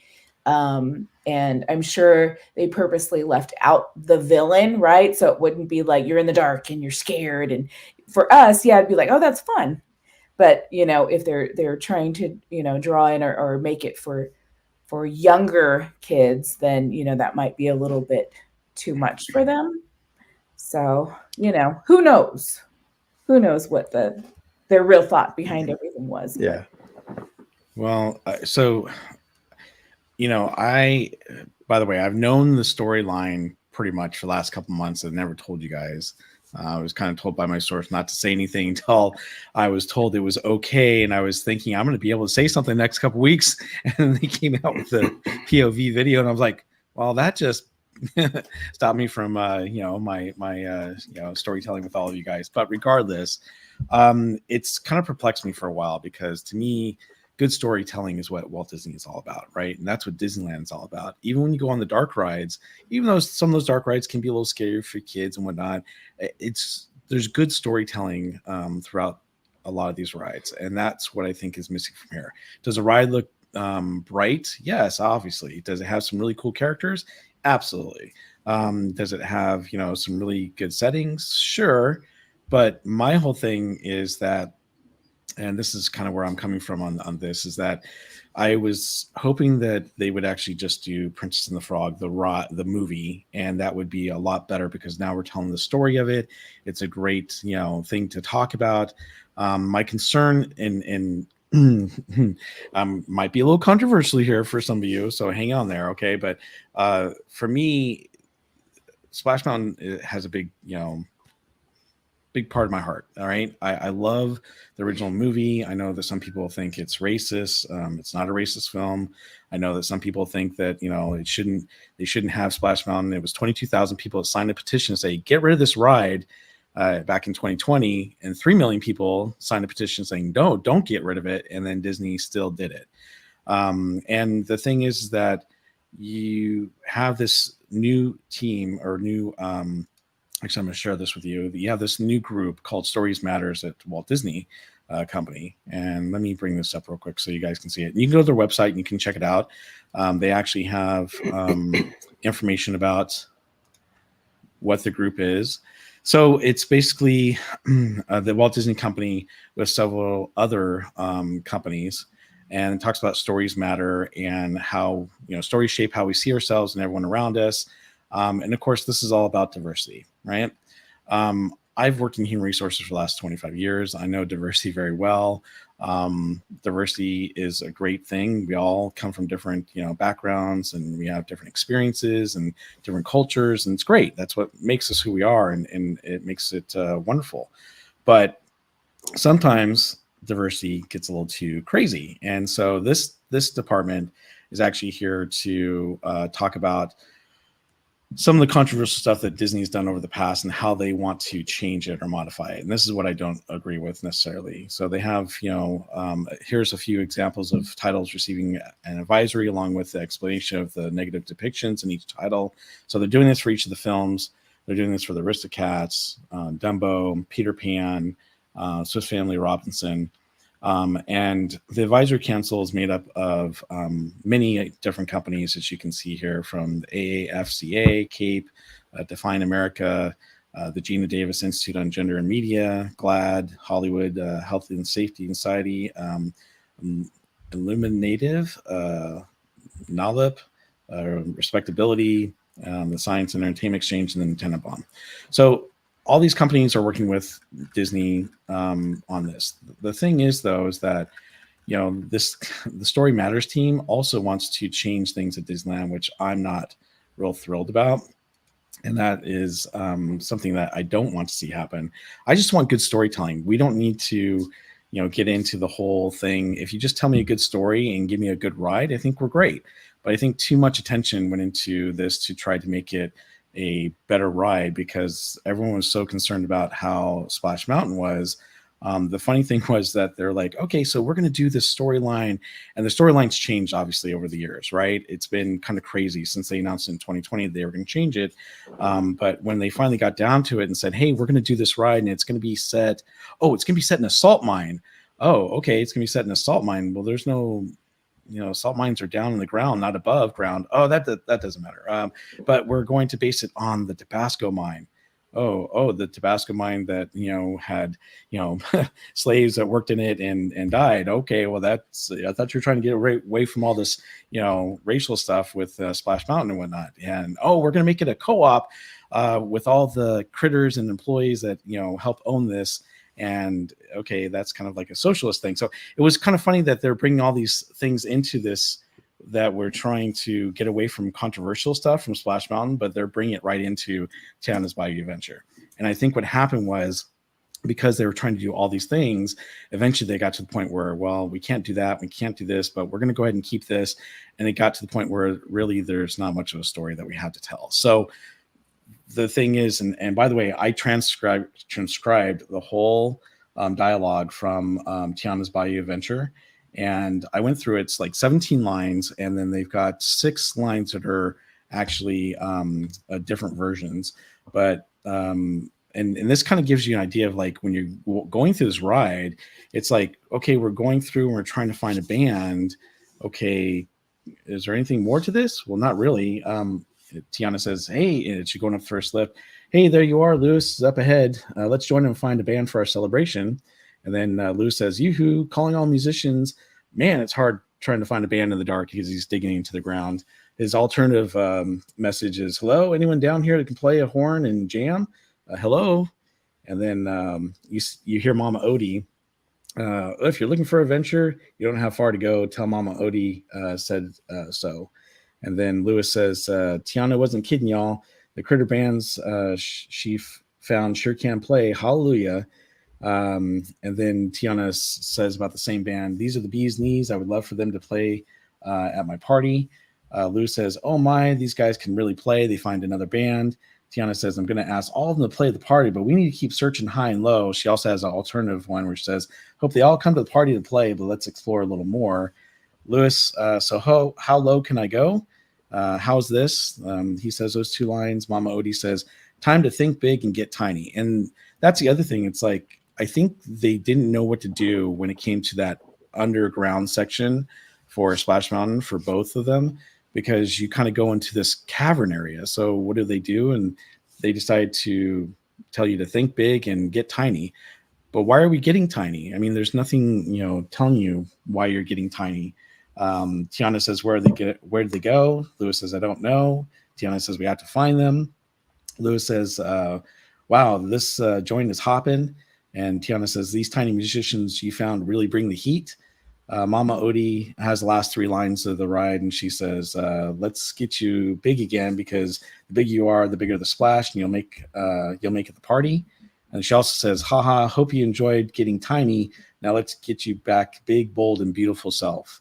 Then she says, at the very top before you drop, now let's get you to the party. You'll get there in no time. And then the very last thing you see is when she's with her snake Juju, and she's like, I see you, Juju. Yeah, because he's going to take the beignets. And then she says, what a band. And then her alternative thing is, no, beignets are for the guests. Remember, this party wouldn't be what it is without you. So, but the thing is, there's no real, like Casual saying, there's no real sense of excitement or suspense. And do you need that? Maybe not. I mean, but one of the things about most of the rides, at Disneyland is there's some sort of suspense. Like before you went down the big drop in Splash Mountain, Brer Rabbit was, held hostage by a Brer Fox, and is he going to escape? And then of course, you're falling down the falls through the briar patch, and that's how he escapes. It's kind of that. But we've talked about this before, I think, where it's like, if we had Dr. Facilier, and I know that, this takes place after him, but if he was actually part of the ride and we were telling a story about Princess and the Frog, having him, at the very end, as you're going up that last lift, oh, you ready? Yeah, I'm ready. Let's go down this fall. Let's build a suspense. Let's have some fun. Let's, have some excitement. And that's not really there. It's kind of like, okay, we're just going through the ride. We're looking for a band. All right, we found the band. Here's a celebration. All right, that's it, the end of the ride. And it's like, that's a long ride to go without much of a storyline. So again, beautiful ride. It looks nice, but I'm just disappointed by the storyline. And I think it's not what I was hoping to see. Okay, that's my 2 cents. Yeah, and I've got issues with other rides in the storylines, so it's not like, oh, well, I'm never going to ride it or anything like that. It's one of those things like, for me, Star Tours, I prefer the old Star Tours versus the new one. Mm-hmm. And that's just, a matter of preference. It's not that, it's a right or wrong. It's just, I find the older version, more entertaining, and is it because it's nostalgia? Is it what you grew up with? Maybe, I don't know. But I'm not completely, against new things. So, it's to me, I just look at it with I'm a graphic designer, so I have a tendency to look at things, from a perspective of, does this work? What makes it work? What makes it not work? What can you change to get it better? So that's always how I look at everything, So I've read other people that the new Yeti in Matterhorn, because of the positioning of the Yeti, it makes it less threatening, even though it's louder and has more movement.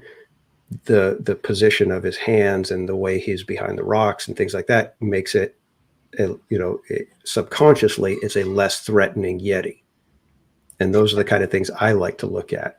The curious thing is him going, you can't see him. You just see him behind the ice a little bit when you're going up. Right. Stuff like that is really cool. Those are good things, and that's why I say I'm not against, adding stuff and trying things. And, and I completely get it. Disney himself would fail spectacularly at times, so it's not like, it's, Disney was perfect in the past, and now the new crop of Imagineers are worthless.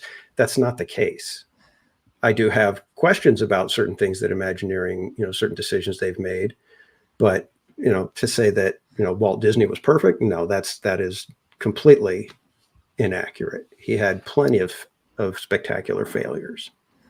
Yeah, and I'm not expecting this to be a perfect ride. I mean, I just was, I guess, hoping to have a better storyline to go, because they decided not to continue or do the Princess and the Frog story.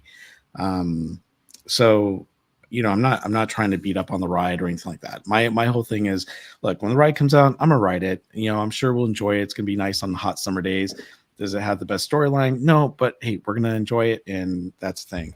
For me, obviously, I'm just sad to see it go, because, Splash Mountain was a big part of my heart. I mean, when my mom was still alive, I got to take her when I was a cast member to the guest night and or the cast member night, and we got to ride 11 times. So I still have those wonderful memories of what it was like and whatnot.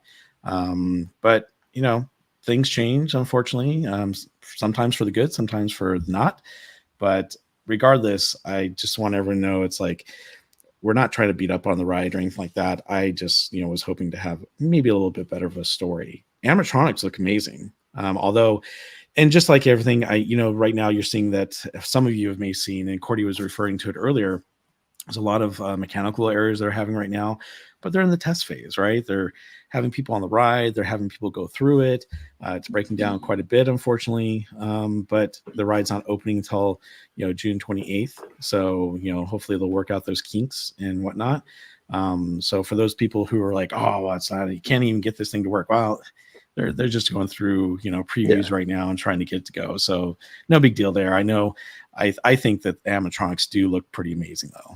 Yeah, and people forget that Indiana Jones had to close, I think 3 weeks after it opened. It had to close for like 5 or something days because it was malfunctioning so much that they had to just stop, take a few days, try to get everything worked out. And I mean, Indiana Jones is still notorious that, you walk by and it's like, hey, let's see if it's open. Oh, nope, it's not open, kind of thing. Yep. So there's a point where you got to, kind of stop and say, okay, hang on. Now we're just, nitpicking to nitpick. You know, that's why to me, like I said, I'm just looking at it from, you know, these certain angles that, you know, like I said, I would have liked to have just tiny adjustments to the story to make it a little bit better. You know, that's how I'm looking at it. I'm not saying, you know, oh, well, you know, would I have preferred Splash Mountain to stay? Yeah, of course. I would have loved to have Tiana have her own dark ride, and it would have been fantastic. I think they could have, especially in Magic Kingdom, with as much room they have, especially with the new Fantasyland, they could have done an entire dark ride with a boat, you know, proper boat ride for Tiana, and even attached the restaurant. Mm-hmm. You know, they don't have the restaurant the way we do here at Disneyland. So it would have Sammy been commented earlier. We've talked about this too, but we were saying this was months ago. But like Pocahontas, you know what I mean? There were so many things. Like it's the perfect,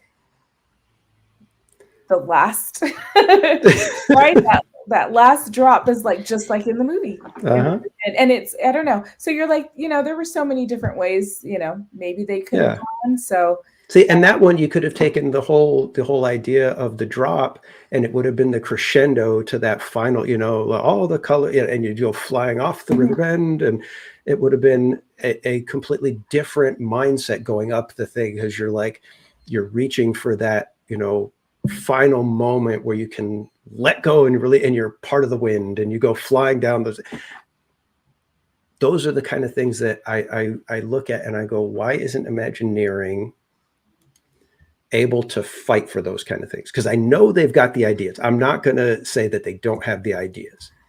I'm sure there are people in Imagineering that have ideas. I really think it's the fact that management won't let them. Because when you look at something like Villain's Grove that was done just a couple years ago, I mean, it just debuted, what, three years ago? Mm-hmm. That is spectacular. It is by far the best thing that they've done in recent years, as far as I'm concerned. The amount of emotion that they're able to pack in there, and there's like almost no dialogue anywhere in it. You know, you've got a couple of whispers happening here and there. It's all just letting you fill in all the blanks, letting you create whatever is happening. You know, your mind just gets to wander and roam and be creative and enjoy a time. And like I said, I was nearly moved to tears by it. And that was after I had already seen the video. So anybody who says, you know, oh, well, you can't judge it by the video. I judged Villain's Grove by the video, and I thought it looked spectacular. And when I got there, it was even better. Mm-hmm. So I don't understand these people who say, well, don't judge it by the video. Well, you're saying that because I'm being critical of it. If I was praising it, you'd be like, yay, great job.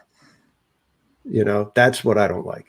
It's if you can praise it from a video, then I should be able to critique it from a video at the same way. But yeah, I'm hopeful that the Disneyland one feels a little bit tighter, because like I said, the Florida one had some spots where it seemed like it's just kind of floating along there. And I'm all for moments of zen and have a nice quiet time, but it also can't feel awkwardly quiet. And there were a couple of spots in that video where you feel like, okay, we're just kind of floating here for a minute, and it's a little weird. You know, there's the one spot where you're like looking straight down, and there's Tiana off in the distance, and she's just kind of waiting for you to get there. You know, it's like, okay, this feels weird. Yeah, and as I think all of us had mentioned earlier, there are some better versions out there, and some of you mentioned in the chat as well.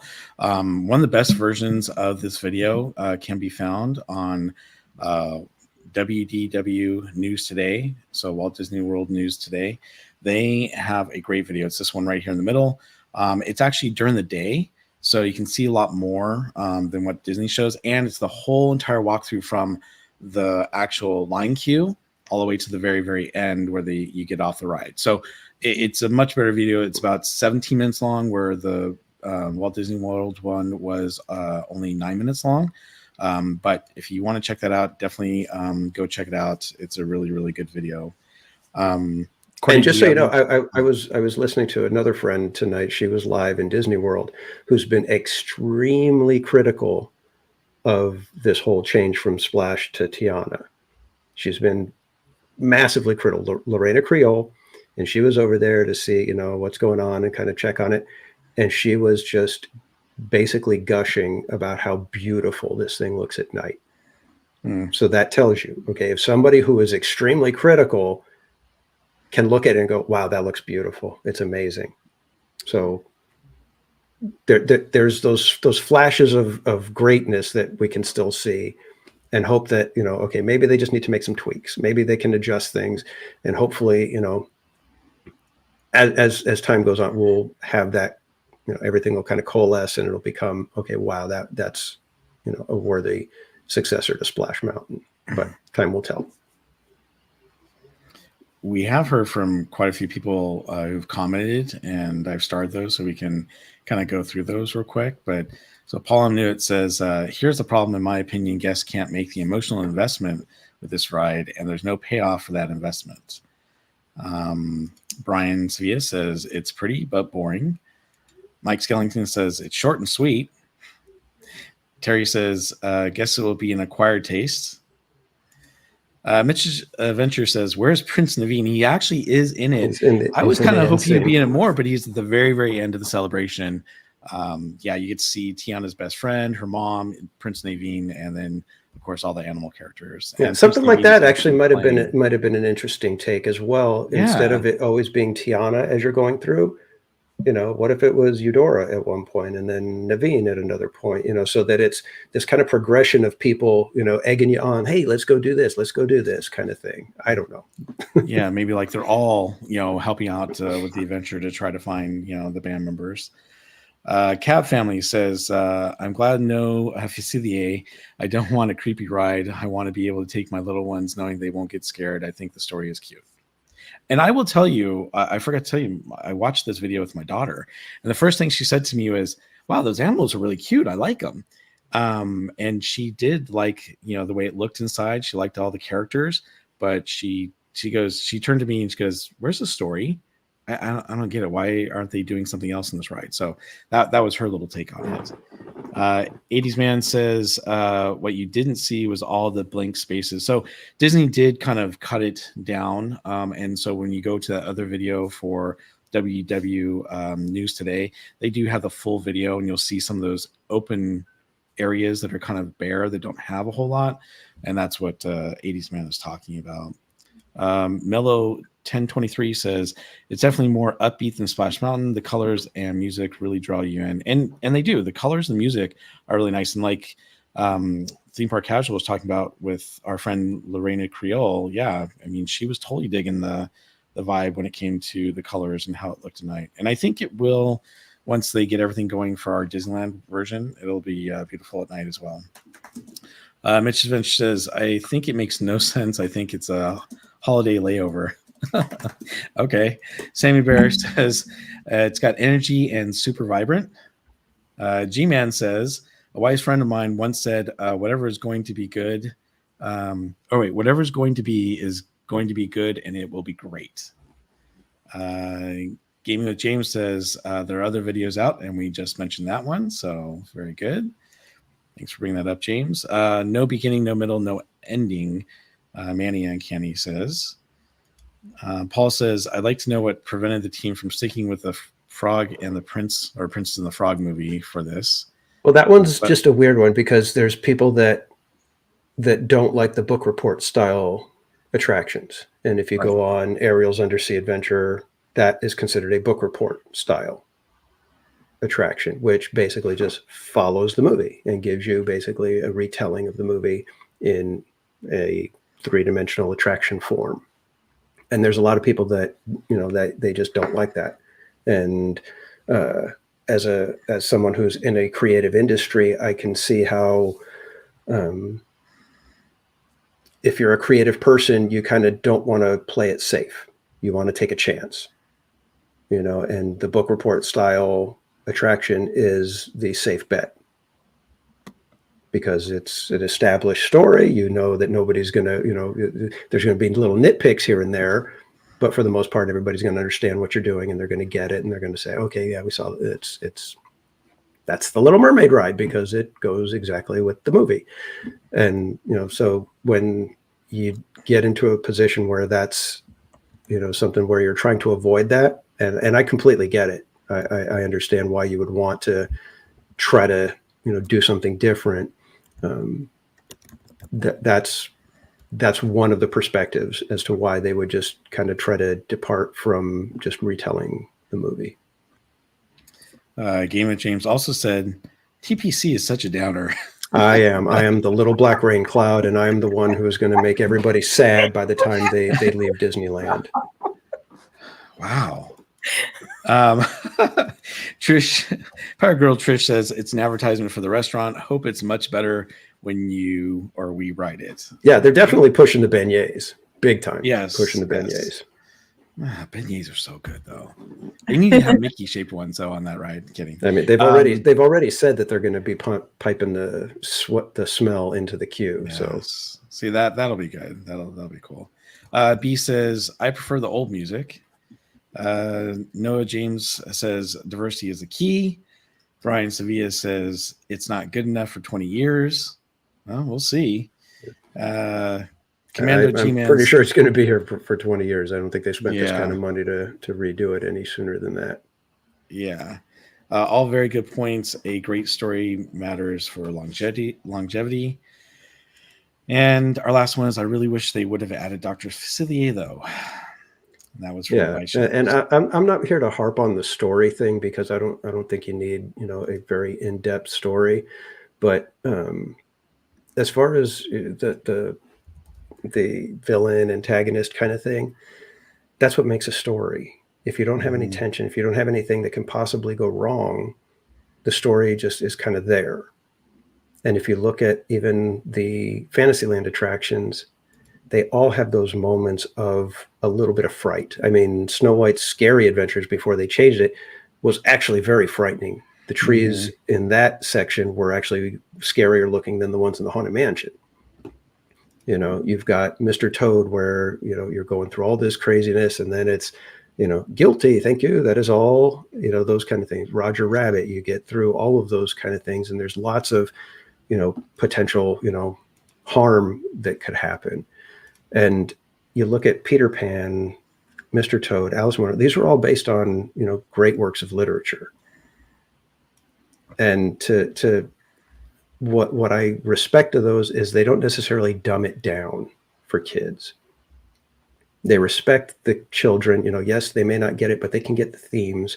And there's a moral. The same way in Splash Mountain, there was morals there. You could learn a lesson in this. And with this new version of, Tiana's Bayou, we don't learn any real lesson. And the original movie had a lesson that you work hard, that you persevere, and you can achieve your dreams, no matter who's trying to hold you back. And with this, there's nothing really that says, that inspires you to do something great, to dream big, and to go for, the biggest dreams that you can dream. And that's like I said, to me, those are the things. If you're going to aim it for the kids, give them something to aspire to. Give them something that has them wanting to dream big. So, like I said, this is my designer kind of mentality of, why do you do these things? What is the underlying thing? What is the subconscious taking in and processing? Because those are the things that even a child understands. They may not get it right away, but it sticks with them. And as they grow older, they'll be able to kind of come back to those things. And that's when the layers of the story become important. So. All right. So now that I brought everybody back down. You see, well, Jetta said instead of Debbie Downer, it's Danny Downer. Wow. I think I've got my new member emoji that when that one gets released, I'm going to go ahead and. Sheesh. That's hilarious. There it is. And here's the thing. If you feel I'm wrong, explain to me how I'm wrong, because you could change my mind. I'm more than happy to take a listen. And Cab Family said I like it that I can bring my little ones on there. That's a valid point, and maybe that was the mandate for Imagineering. You know what? We don't want this scary. Don't make it scary at all. And if that's the case, then that's what they had to do. Right. But I think the most important thing for all of us is that, look, we all experience things in different ways, right? So, I mean, if you love what you saw, then that's awesome. That's really, really Right. cool. Everyone has a different point of view. Obviously, you know, we're not always going to agree, but that's what makes us so great and special, right? So if you love it, that's all that matters. And we want you to enjoy that ride. And we're still, as streamers, we're going to go on it when it comes out. We're going to go on the ride. We're going to show it to you. We're going to experience it. You know, and we'll let you enjoy it, because when we go out there, we're really doing it not just for us, but for all of you. And so when we go on these rides, we're hoping you are getting the same experience we are by going through and seeing this, you know, really cool, you know, ride that was created by Walt Disney or the Imagineers in the Disneyland parks, or wherever we happen to go, whether it's, you know, Knott's Berry Farm or SeaWorld or Universal Studios or wherever. So as long as you guys are enjoying it, that's all that matters. Yeah, and you guys, and I'll be the first one to say, if I get off that ride and I'm just like, no, that was fantastic, you guys got to come check this out, I will say so. You guys saw how I was with Oogie Boogie Bash. I was the big, you know, who's going to pay that ticket? That's just stupid. It's just a bunch of characters. Why would you want to go? And by the end of it, I was just like, I think I'm going to buy a ticket next year. So I'm more than happy to, you know, change my mind and, you know, go experience something and be like, wow, that was completely not what I was expecting. And I've, you know, like I said, I am more than happy to change my mind if they blow my socks off. Yep. Cool. So Hope asked, my question is, when is Tiana's Bayou Adventure? They haven't announced it for Disneyland. The rumor is that it's supposedly going to be in November, but we don't know if it's going to be there or not. Yeah. You know, so I think it all depends on, you know, the setbacks of the construction and everything that got going on. But obviously for right now, Walt Disney World is opening up on June 28th. And it's open now to cast members and to preview. So you'll be seeing a lot more of it, I'm sure. But June 28th is a big day for Walt Disney World. And then it's time will tell for us with Haunted Mansion and with Tiana's Bayou Adventure. So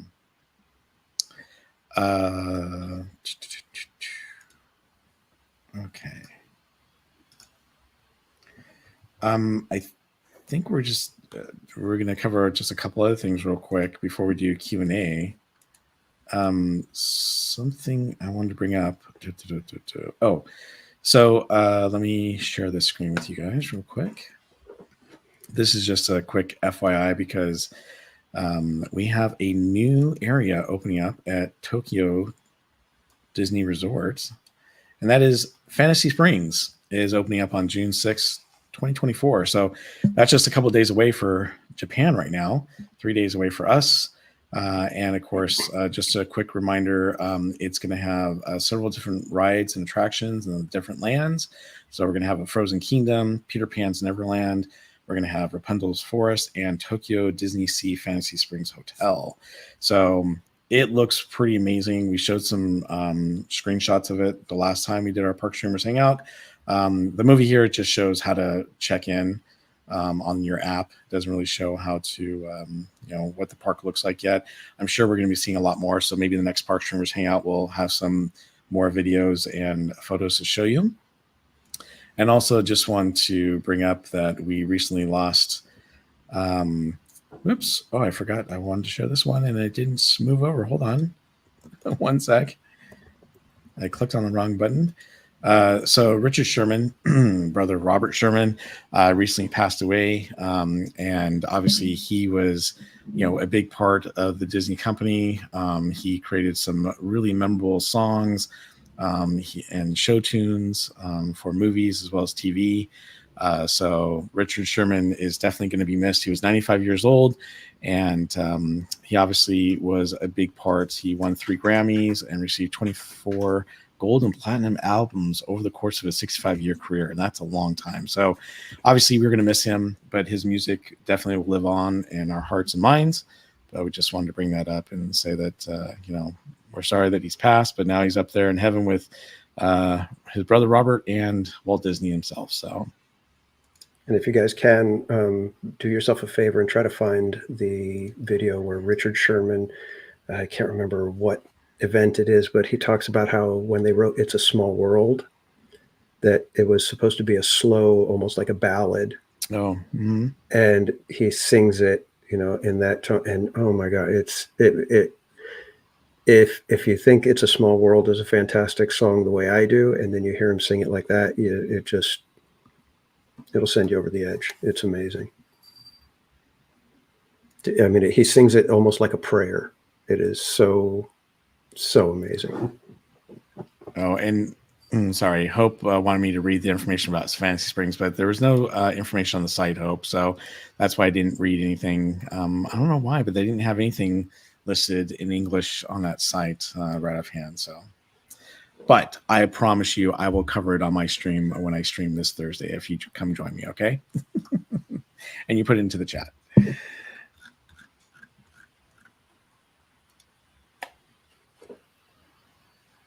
All right. I think that covers it. Does anyone have any questions for us? And if you do, throw it in the chat. Let's do a little Q&A and wrap this up.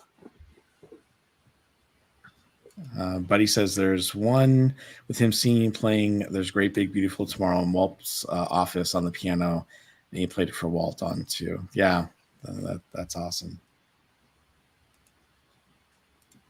David saying hello. Hello, David. How you doing? Thanks for joining us tonight.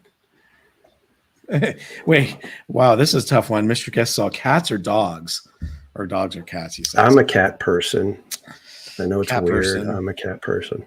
Lynn asked about seating for Fantasmic. So no. Well, you could, if you can get into the River Bell with the table seating, you can get that, but not down there unless you VIP. The VIP section, and then if you get lucky, they will. If it's empty, cast members will walk around and pull people in. We had that a few times last year, probably 3 times last year. So it happens. Whoa, Mitch says I was lucky enough to meet Richard Sherman in person at one of the D23 expos. That's amazing. That's so cool, Mitch. That's so cool. Manny Uncanny says, regarding Tiana, as the ride keeps breaking down and guests must be squared off by cast members. Yeah, that's kind of par for the course right now. From what I've heard is they did upgrade the operating systems on the attraction. And so they're working out some of the bugs on that. So, and you can see in a lot of the videos that are out there, the logs do back up. So it could be that they're trying to figure out what's the optimum capacity, and so they're loading up logs and getting it to the point where it's like, okay, now we need to either pull some offline and run with X number of logs on there. So that could be what it is. So at this point, it feels like they're in a little bit more of a testing phase than a preview.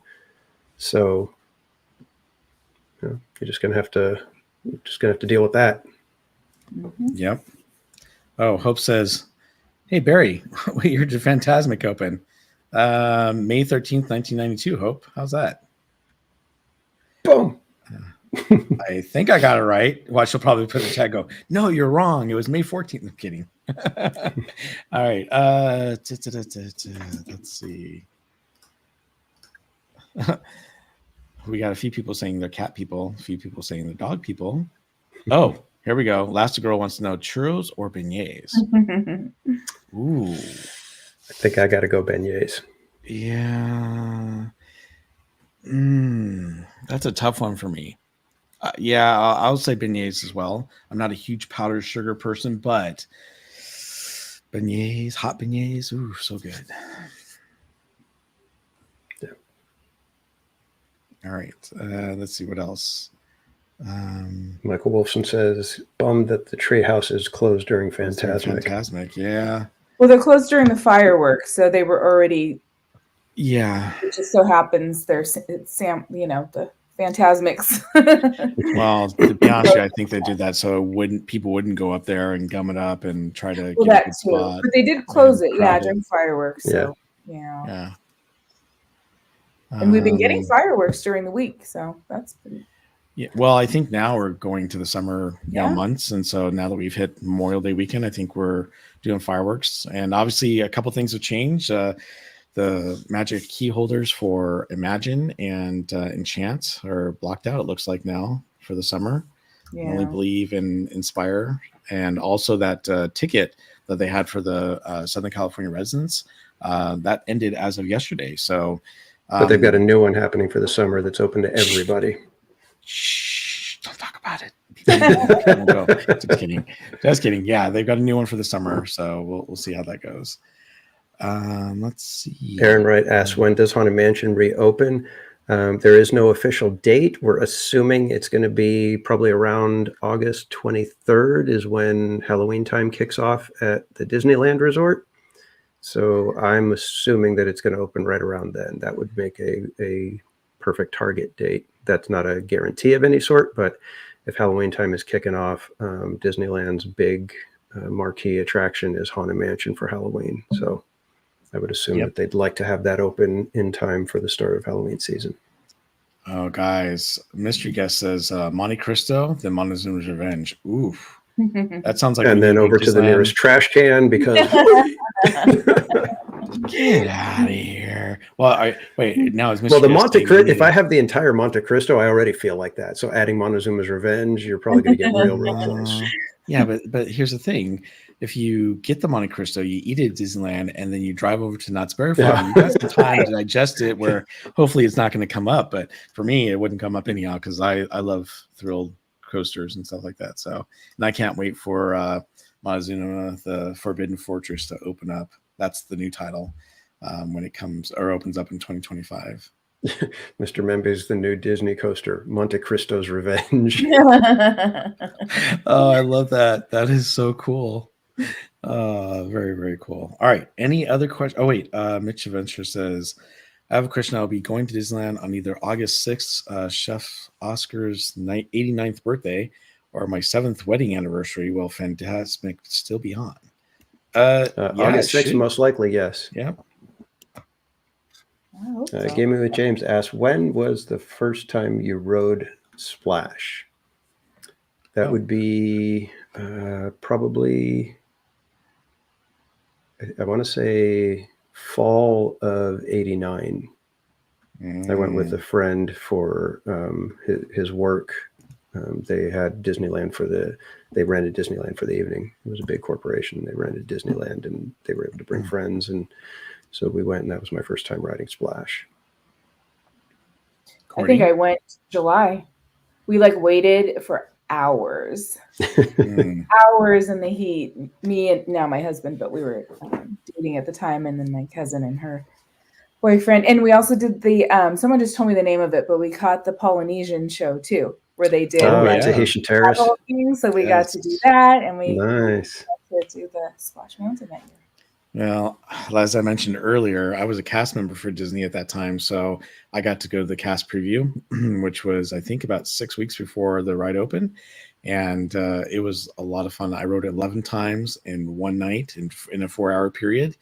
Yeah, I was a little soaked, but my mom and I and all my coworkers, we had a blast. So it was a lot of fun, and it was really cool because we didn't get to go through the regular line like everyone else would go through because the park was open and it was getting close to closing when I went. And so we got to go through the backstage areas and walk through the mountain. So it was kind of cool. Nice. Yeah. Any other questions? Mitch's Adventure says, have any of you been to the old Club 33? Unfortunately, no. No. Theme Park Casual and I were lucky enough to go together last March of 2023, and that was awesome, but it was the new version. But still, it was really, really cool to be able to go. Noah asked about Mickey. Where's the best place to view Mickey on the Fantasmic stage? I kind of feel like they all were good because he's up a little higher, but you just don't want a tree in front of you. Yeah, I was going to say, just try to avoid the trees and the lampposts. Lampposts. Yeah, when we did Fantasmic the other night, me and Bob, I had like a great spot. We're off, like, kind of off to the side over by Tiana's palace. And I had like a little pedestal right in front of me. So I would just set the gimbal down and I was like, cool, perfect. Everything. There were a couple of little parts where the light pole got in the way, but then Maleficent directly behind the light pole. You could literally see, it's like this, and you could see her arms, Like, oh my God. Are you serious? And I'm like trying to move it a little bit. I couldn't get around the pole. It was just like, That's funny. absolutely perfectly the wrong spot. It was insane. That's hilarious. Too funny. Okay, Hope. It's Disney Odendrum Semper Floris Grandis. There you go. She asked me to say it. Let's see. Anyone else have a question? Oh, Mitch said he was able to go to both versions of Club 33 thanks to his wife's friend who's a member. Oof. We need to talk, Mitch. Kidding. Let's see. Shelb said, was talking about way back when, that it would be like a 3 to 4 hour wait for Splash. And I say yes, because I feel like we waited that long. I remember seeing the line for Splash. It would come all the way out to the front and then do a couple of switchbacks. Mm-hmm. And just like the night it closed. I was right? going to say that was the last time I saw it like that, but I Right. hadn't seen it like that, before, for quite some time before that. Yep. Ew. I remember having to stand in line for that. That was not a lot of fun when it was 3 or 4 hours. I almost like, no. Yeah. All right. Let's see. Barry, what was said? So it was actually Fantasmic. Jetta. So thank you. Thank you, Cordy, for reminding me. Oh, I already forgot what I said. It was Fantasmic open May 13th, 1992. Okay, I don't see any other questions. So I think we're good. All right. Well, that was a great conversation, great show. Thank you all very, very much for being here with us tonight. And we appreciate you spending your time with us. So we're going to go around and Barry Place, go ahead and let everybody know where they can find you and when you'll be streaming next. Okay, so you guys can catch me actually tomorrow. I will be on T3PO Online at 11:30 a.m. Pacific time with the good Vash guy who actually is leading that, and it'll be a lot of fun. I think we're going to be talking about Tiana's Bayou Adventures, so definitely come have some fun talking about that some more with us. And then I will be at the park on Thursday with my daughter. We are finally going to be together and doing a stream because she's out of school. She's excited and it's going to be a lot of fun. I told her, hey, you can be in charge of the whole stream if you want, and I'll give you the gimbal. And she's like, no. So I will be with her on a Thursday. So please come check us out and have some fun with us. And we look forward to seeing you on Thursday. All right. And Theme Park Casual, where can everybody find you and when will you be streaming next? You can find me on YouTube, X, and Instagram, all of them at Theme Park Casual. And I have a reservation for Thursday. I should be there that evening if work cooperates. I've got a little bit of a weird work schedule this week. So I'm hoping that they'll let me leave early so that I can get out there and do a stream in the evening. But I can't guarantee it yet. But other than that, Sunday for Donald Duck's 90th birthday, I will be at the parks and I will have a special guest that day. And it's going to be a members only stream at this point. I'm going to double check to see if my special guest wants to keep it members only or if they're willing to go, just regular stream. But at the moment, it is a members only stream with a very special guest. Wonderful. I forgot I have a reservation that day because of Donald's birthday. So maybe I'll see you there. That'll be awesome. And Cordy.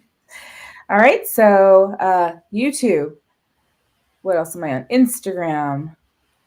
I can't think anymore. It's that TikTok, hour. Discord. Twitch.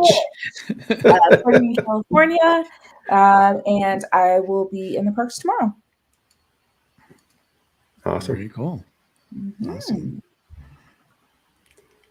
All right. All right. All Well, righty, guys. thank you Thank guys you for joining us. We hope you'll join us next time. Yeah. And hope everyone has a great night. Yes, next time, 2 weeks from today, we will have our special guest, Pete McDevitt, will be here joining us to go over. We're going to learn a little bit about Pete himself. We'll have a little bit of interview time, and then we're going to go over who knows whatever topics are going to be the hot things in 2 weeks, because it could be anything at this point. So be sure to join us. We'll have Pete McDevitt with us. Awesome. Wonderful. Good night, everyone. Good night. All right. Sweet dreams, everyone. We hope you enjoyed our amazing show tonight. Thank you for joining us, and we'll see you on the next Park Streamers Hangout. Have a good night, everyone.